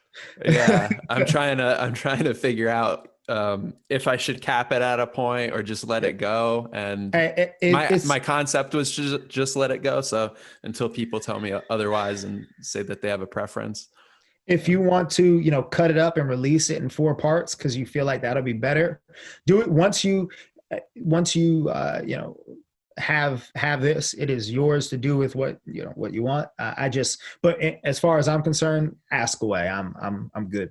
All right, cool. And some of these questions you may have answered already, or based on what you've told us so far, they may have a very simple answer. Mm-hmm. So one of them is, where did it go? Losing my train of thought, talking too much. How do you differentiate? For me, I'm kind of uninitiated besides the more popular fantasy series out there. So, and I felt some level of uniqueness to what you shared with me. How do you go about differentiating yourself in a genre that has a lot of staples? You mentioned orcs, dwarves, elves, magic, a kind of map that you could talk about the different areas. And I felt it reading it, but I want to hear from you why you think yours is different, and also if you, in the creative process, thought about ways actively that you could differentiate your story. I'll answer that latter part first. In the story creation process, I did not think about ways actively to differentiate myself. I didn't think about specific themes. I didn't think about, okay, I want this to represent this. I really sat down and just started telling a story that I knew I would enjoy. That is truly how this creative process began. So that part wasn't necessarily on purpose. But you swing back to kind of the beginning of that question, which is, how do I think now that it's out there, it's different from other fantasy? I think the easy answer is, I am telling an epic fantasy scale story in the comic medium. And when you find fantasy comics, and this is by no means to knock anybody who's done this before me, it also isn't me trying to say that, I'm doing something for the first time. There might be books out there that I'm just not aware of that tell epic fantasy novel size stories in comics, but I haven't come across them. So what I think differentiates my story is I am not shying away from what makes fantasy, even though it's in a comic book. So my story isn't rushed. There is, like you mentioned, there's a map that has all these different cultures that if we're being realistic, it's going to take 2.5 years for my first arc to get illustrated. So what? I'm not going to and I think that's what differentiates it, because I could just as easily take out the comic book kind of decorations, right? I can take out the lines of script and just put them in quotations and make them lines of dialogue. And I can change the format of my comic script, and I could have a 300 page, novella in a week. But we've seen that before. And that's not unique. But what is, and what I think you and others have expressed to me, because other people have expressed the same thing, that there's something that feels different about what I'm creating, which is one of the highest compliments I can get, because it's what I wanted. I wanted to create an epic fantasy comic book because I was tired of asking the universe to give me one. So I took everything that I love about fantasy, and I did what I needed to do to hone my comic script writing craft, so I could marry that this is an epic fantasy story. It just so happens to be in a comic book. And what is the writing process like? Because, writing for comics is different than writing a book. So how did you learn that process? How is that process different than or how is the script itself different than books you read? And do you think you have a particular or unique style and the way that you approach comic book writing and scripting? I think that I do, and I haven't read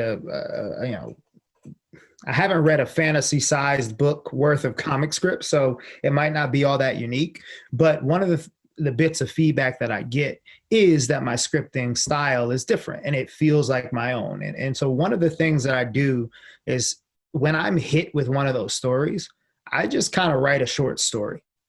I don't sit down and force it into a comic script first. And maybe Hit this with is a something. story, meaning when you get the muse and you have an idea and you're going to put Exactly. pen to paper and get that idea out of your head. Right. Most often that comes out in a short story. And it's an ugly short story, not formatted like a novel at all, but it certainly isn't forced into the comic book script. So I think in that, and again, there might be plenty of people who do that, but when you think about the end, what makes that different than the end product that is a comic script is, so in effect, if you imagine a Word document and you imagine page 1, panel 1, right under panel 1, you have your panel description, which is just describing the visuals.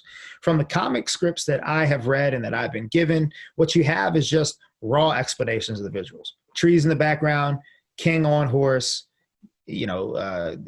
man being towed by horse, looks like a prisoner, and then you get your line of dialogue.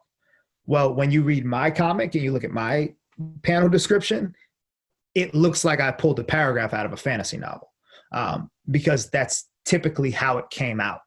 And then what I do is, so I just gave my first one shot to my new illustrator, and new illustrator that I hired. I have to stop calling them my illustrators. They're not my illustrators. I don't own them. But the illustrators that I hired, and I just handed him the script. So I'm trying to think of one of the descriptions on the fly. So it's a story about these two hunters. And so there's at one point, they're both trying to take down this mythological creature. So the way that I describe the action, it's not, Earl Lannis slides under the beast to his right, and Lady Gideon runs forward with her spear. It's Earl Lannis, felt the beast's breath on his face. He slid so close underneath his belly. It's rough hair rubbed against his face. Lady Gillian was struck with fear but still had to act. So she ran forward to protect her friend. So it's almost like the panel description in and of itself is the paragraph in between the dialogue in a fantasy novel. So that's but that. It almost seems like perfectly written as a comic book description, like not exactly novel. Yeah, it's not I wouldn't, by no means am I telling you that if you looked at my script, you'd see, publishable level prose. You wouldn't see that. Right. But you would see the action. You would see the events. You would get the descriptions of the And world that weren't just bullet points. It's because, go ahead. Yeah, like you said before, I mean, that's a huge part of world building, and fantasy as a genre is description. And going back to those Tolkien novels, they are if nothing else, rich in description. And I kind of like, I felt that may have been the case, and I didn't want to put words in your mouth or assume it, but when I was looking at the comic and the level of detail, I was wondering how much was at your direction through the script and the descriptions within. The artist I'm working with, Luke Horsman, he's phenomenal, and he has, like I mentioned before, 2 decades of experience. So I don't want to say that it's all me, because he's the one interpreting what I'm writing, and he's the one actually putting pen to paper, or he does it digitally, so stylus to pad, to bring it to life. But Luke and I have he's never once sent me a rough panel that I said, no, that's not what I meant. And he's never once come back to me and said, what do you mean?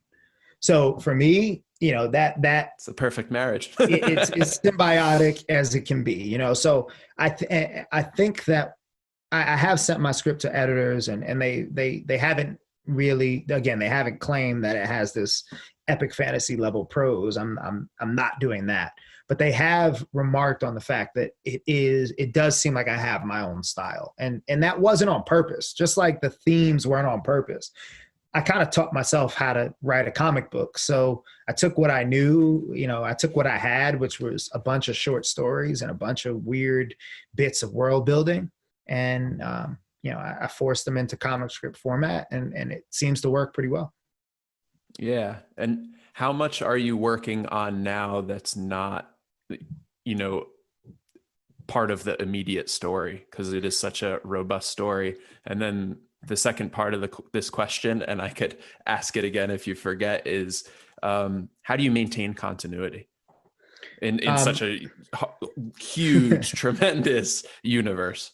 So what am I working on currently? So currently I have plans to finish 12 one-shots before my next Kickstarter. So I am on number 2. There is a rough, probably 3-4 sentence outline, and these are only 12 pages, so the outlines don't need to be huge. And I'm not much of an outliner anyway, so 3 to 4 sentences is probably all you're going to get before I start writing anything. So I probably have about 14 stories that have that 3 to 4 line kind of outline there, and I'm working on the second one.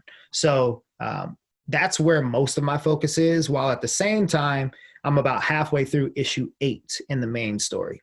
So when you say the second one, the second what? The second one shot. So okay. So here to explain this a little more clearly, I have the main storyline, which follows the Republic Kingdom of Athea as it's on the cusp of chaos, right? Check. And that's your first comic that's on Kickstarter. That's the one that's on Kickstarter. It's the 30-pager, and that is a story that takes place over 7 30-page comic books. So that is the main story. And then tangentially, what I'm doing is I'm telling stories from around Amashik in 12 which is the world, which is my world that you showed us. Yep. So I'm saying, so I am working on one-shot stories from all around that world. And so those one-shots are 12 pagers. So I just finished my first script last week. Maybe I finished 2 weeks ago, but I just got the rough layout of the first book, rough illustrations from the new illustrator I'm working with. So that is now in production. So that's out there. He's working on that. That'll probably be done in February or March. And so that has a cap on it. So now I'm working on the second iteration of that extra narrative, which is another 12-page one-shot from somewhere else in the world. And the reason why you have how many of those? I have 14 with the outlines. Okay. And so, you said, you got the outlines there. So as you proceed, you're kind of fleshing out those outlines of these 14 stories that exist. Stories that exist outside on the main story side of the main story. Cool. Exactly. And the reason why I can do this is because the main story, when I finally got my characters, when I finally got the setting, this story poured out of me over the course of like 3 months. And it just like I coach in the morning, I coach in the evening, and due to COVID, I was coaching less than I usually do. And so I was writing for 8 to 10 hours a day. Like I just wasn't moving. My wife was working from home, so she had her work day anyways, didn't bother her. And I just wrote. And so that's done. It's been 1 through 7, 210 pages are sitting. They're on my computer. And I don't look at them, very much at the moment. So what I initially did was I started writing issue 8. So I had 7. I started writing issue 8. I got about halfway through issue 8. And I was telling stories about characters that I hadn't met yet. And I was talking about cultures and writing about cultures that I hadn't really fleshed out yet. And that's where the one-shot idea came from. It's like, okay, well, I have plenty of time before I really have to meet the empire of the Dabashi, the emperor in the Dabashi Empire. He's a character. He's a skeleton right now. He exists. But I don't really know his empire yet. So let me tell some stories. Let me take the bits of lore, take the bits of, fictional history that I created. Let me flesh those out. So by the time 2-3 years comes and I'm ready to really write that story, I've lived in this world. And so which is writing the story, meaning starting again from the main storyline. With issue 8, which will be the second arc of that main story. Exactly. Right. And so in terms of how I keep it all together, one, I was blessed and or cursed with a mind that works like a spider web. So I can connect to really random things. But 2, that same friend that pushed me to write the story, he recommended an app called Bear. Can I share my screen with you again? Yeah, please, by all means. All right, let me close my email here. I don't have any fancy emails in here, but just close them. Stuff from work. So give you my desktop here. And so we're on my desktop. So first of all, you're living in your world right there as your background. All the time. I love it. So these folders and these screenshots, these are all, when I open up to sit down and work, this is where I'm going. So this the one shot. I'll give you some exclusive sneak peeks here. All right. So you go in here, right? And you've got, so you've got, this is the story that's currently on Kickstarter. It's gone, things get a little nasty that direction. And this is kind of that sampler. So this is what we've been discussing for the most part. This is the main storyline.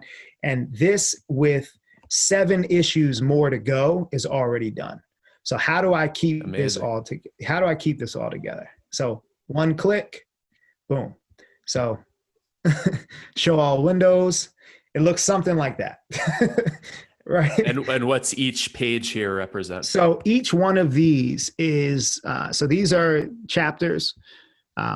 This is a running list of things that I muse on and add into the story over time. So if there's a our line, brains work pretty similarly. There's nothing linear about this process.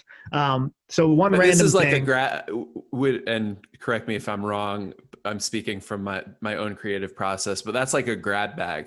You have the muse, it hits you, you have an idea, not totally fleshed out, but it's something you might want to throw in here or there if it fits. And so when you're writing a story and you're like, I had an idea, I don't totally remember it. That's why you need to write it down. you go to that grab bag and you're like, oh, here's that idea. Oh, and here's maybe another idea that I totally forgot about that fits too. That's it. Is that it? Yeah, cool. And so, so this is like a running list of world building stuff. It's not all of it. But this was something that I was very instrumental into the map being created. So Shade Gulf, an important seat in Athea, is about 420 miles from Ennead. Ennead is the capital. Due to the events of the second generation, it's held the seat as the second seat of the ruling family. It's governed from the capital. Its leader is a puppet figure used only to maintain the ruling family's interest. So there is the next bit is spoilery, so I'm not going to read it, but I'll hide this and I will show you. So Shade Gulf is this little place right here. For those of you who can't see, it's just a tiny little, coastal city in the Republic Kingdom of Athea. And I have not written anything else other than that one line right there. But that one line right there, due to the events of the second generation, it's used as a puppet. It's governed as a puppet seat of, the Republic. The Republic Kingdom. And what my plan there is, so if you're looking at the map, you can see, I'm running my cursor over another city called Giat.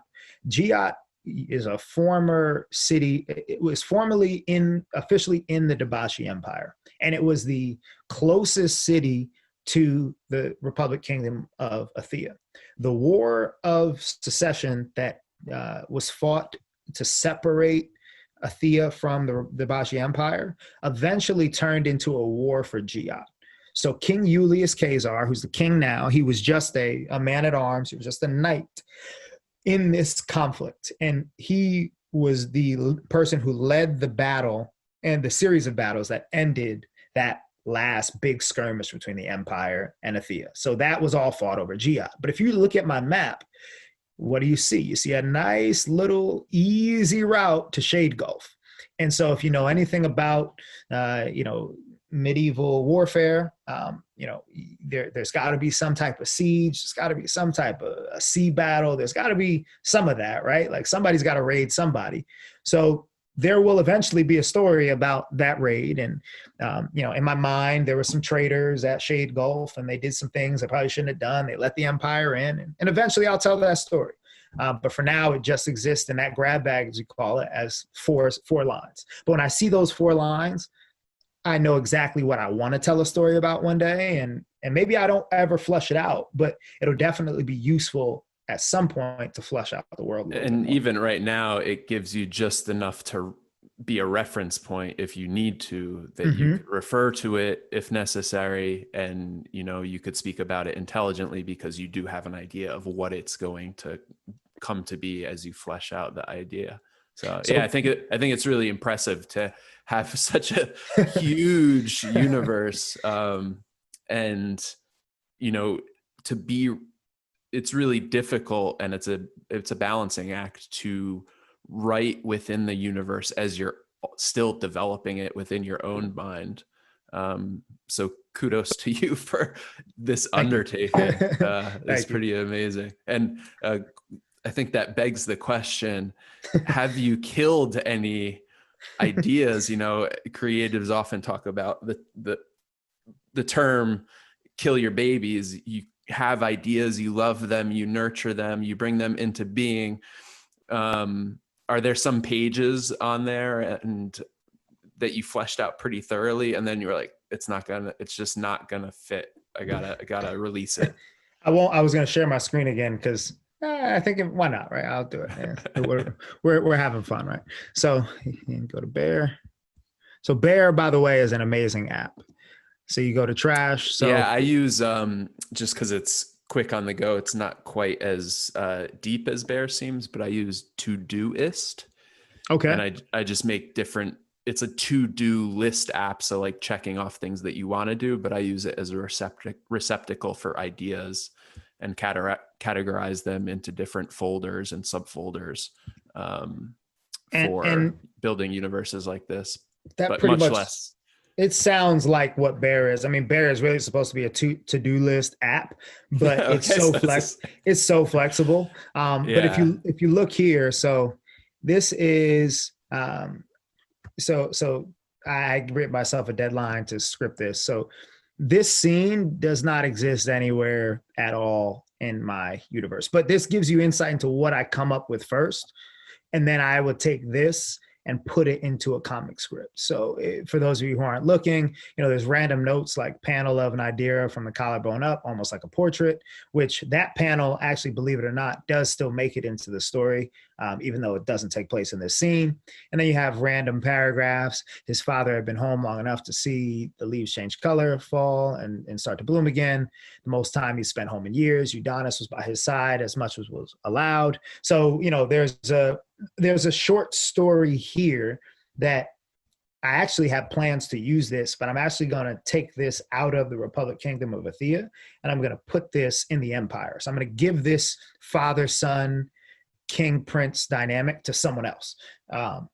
So yes, I've killed some ideas, but some of them are on life support, and they might come back.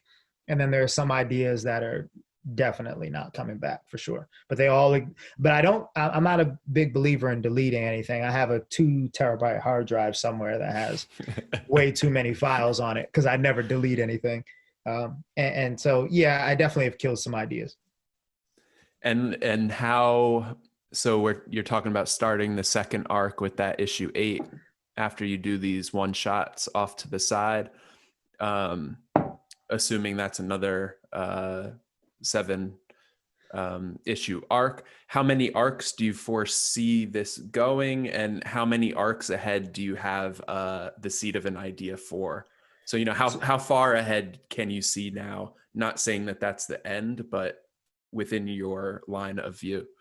I have 4 arcs. So the one that I'm on plus 3 more already outlined with a synopsis and kind of tagline. And I know Luke. So if, let's say, a publisher called me tomorrow, I have the outlines and synopses set that I would be confident to hand them to a publisher All to you show. publishers out there, Yeah, you heard it to here show. first. But I'll tell you what, that the reception that I've got from the story, I'm actually much more willing now to be patient and just let it ride out.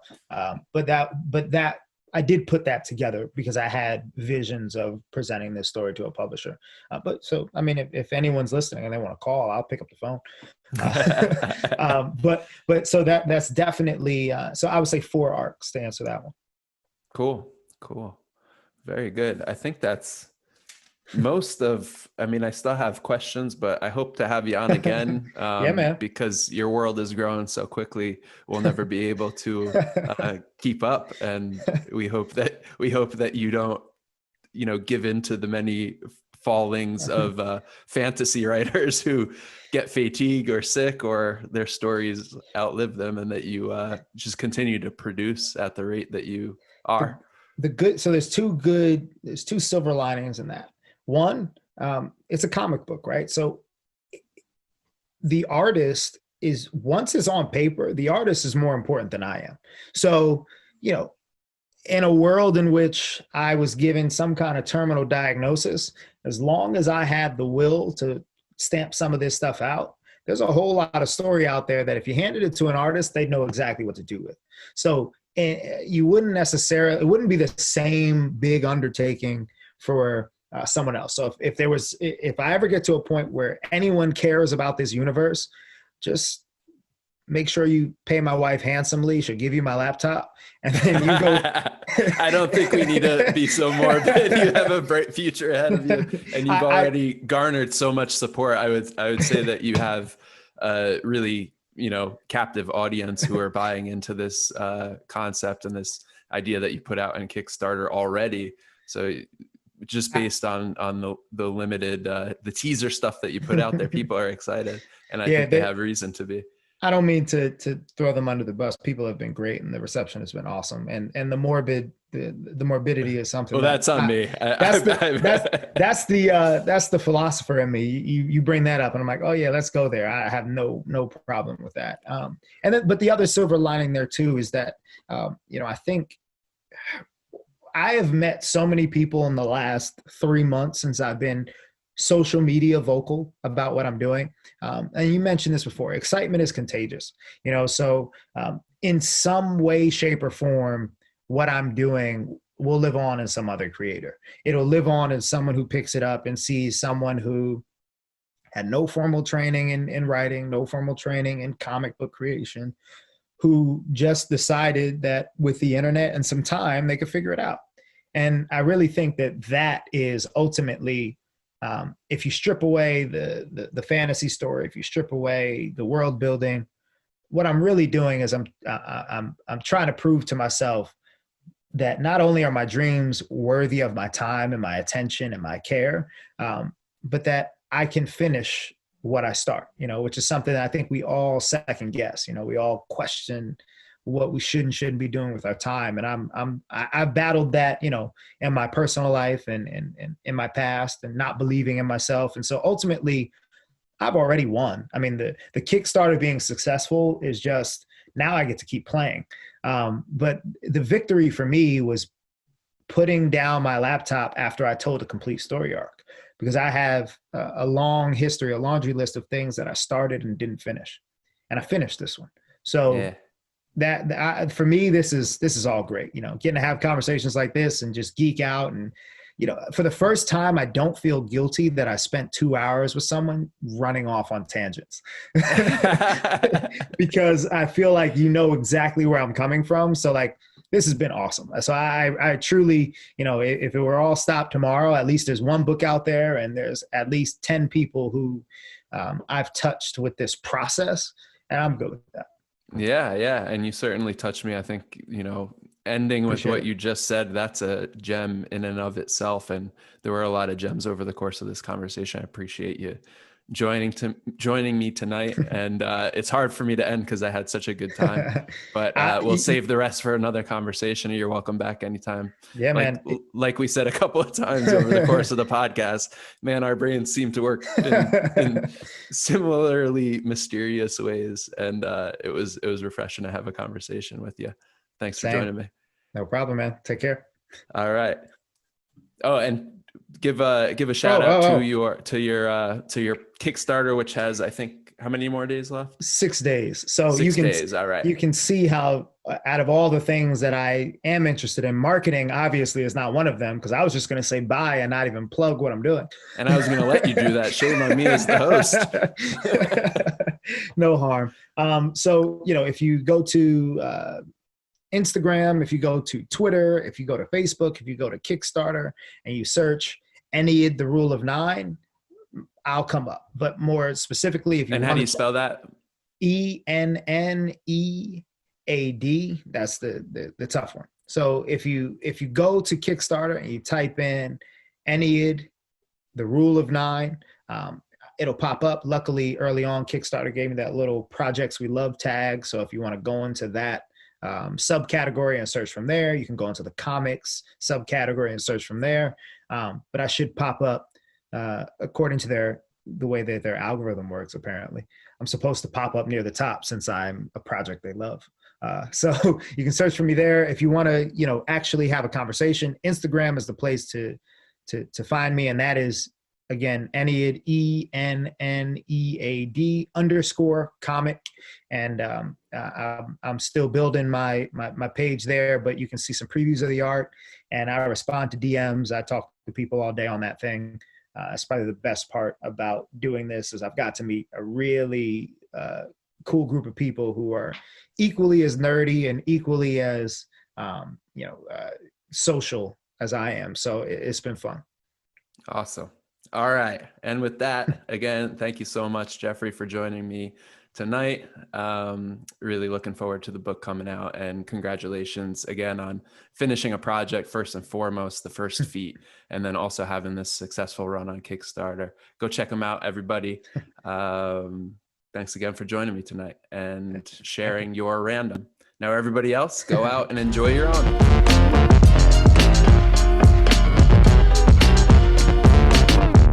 Hello, fellow randoms. You hung on tight. We are here for a little bit of debriefing. I really enjoyed this conversation. As you can tell, I think Jeffrey and I have minds that work in similarly mysterious ways.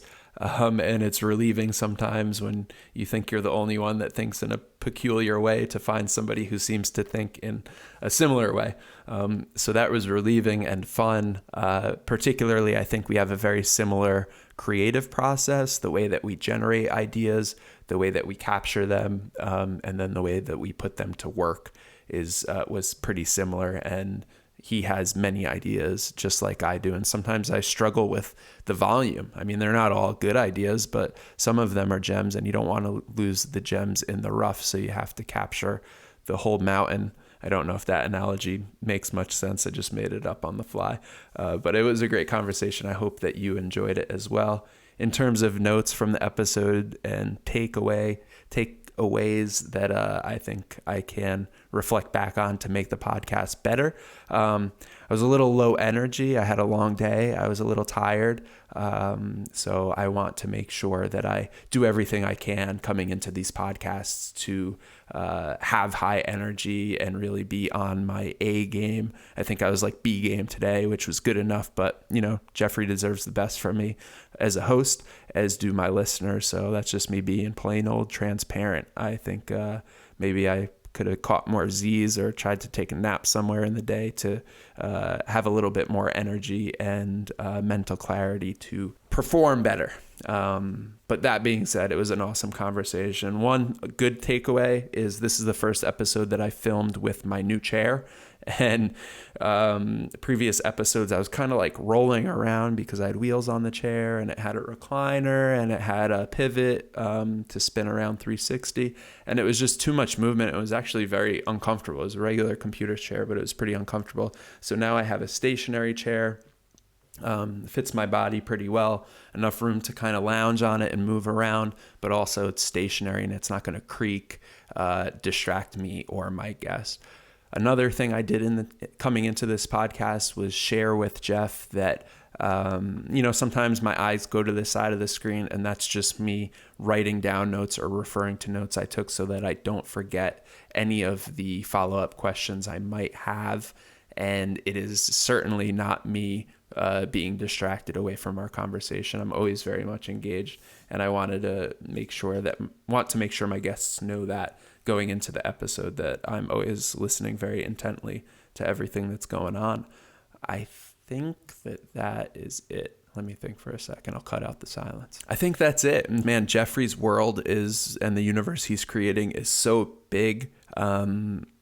I wanted to make sure that I was fully understanding it, but by asking follow-up questions and clarifying and paraphrasing and simplifying some of what he said, summarizing it for myself and for listeners.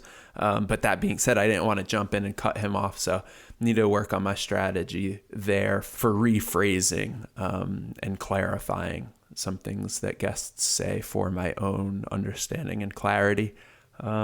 I think that's it, folks. Thank you so much for joining us. I hope that you enjoyed Jeffrey's random today, and I hope you go out and pursue your own random tomorrow.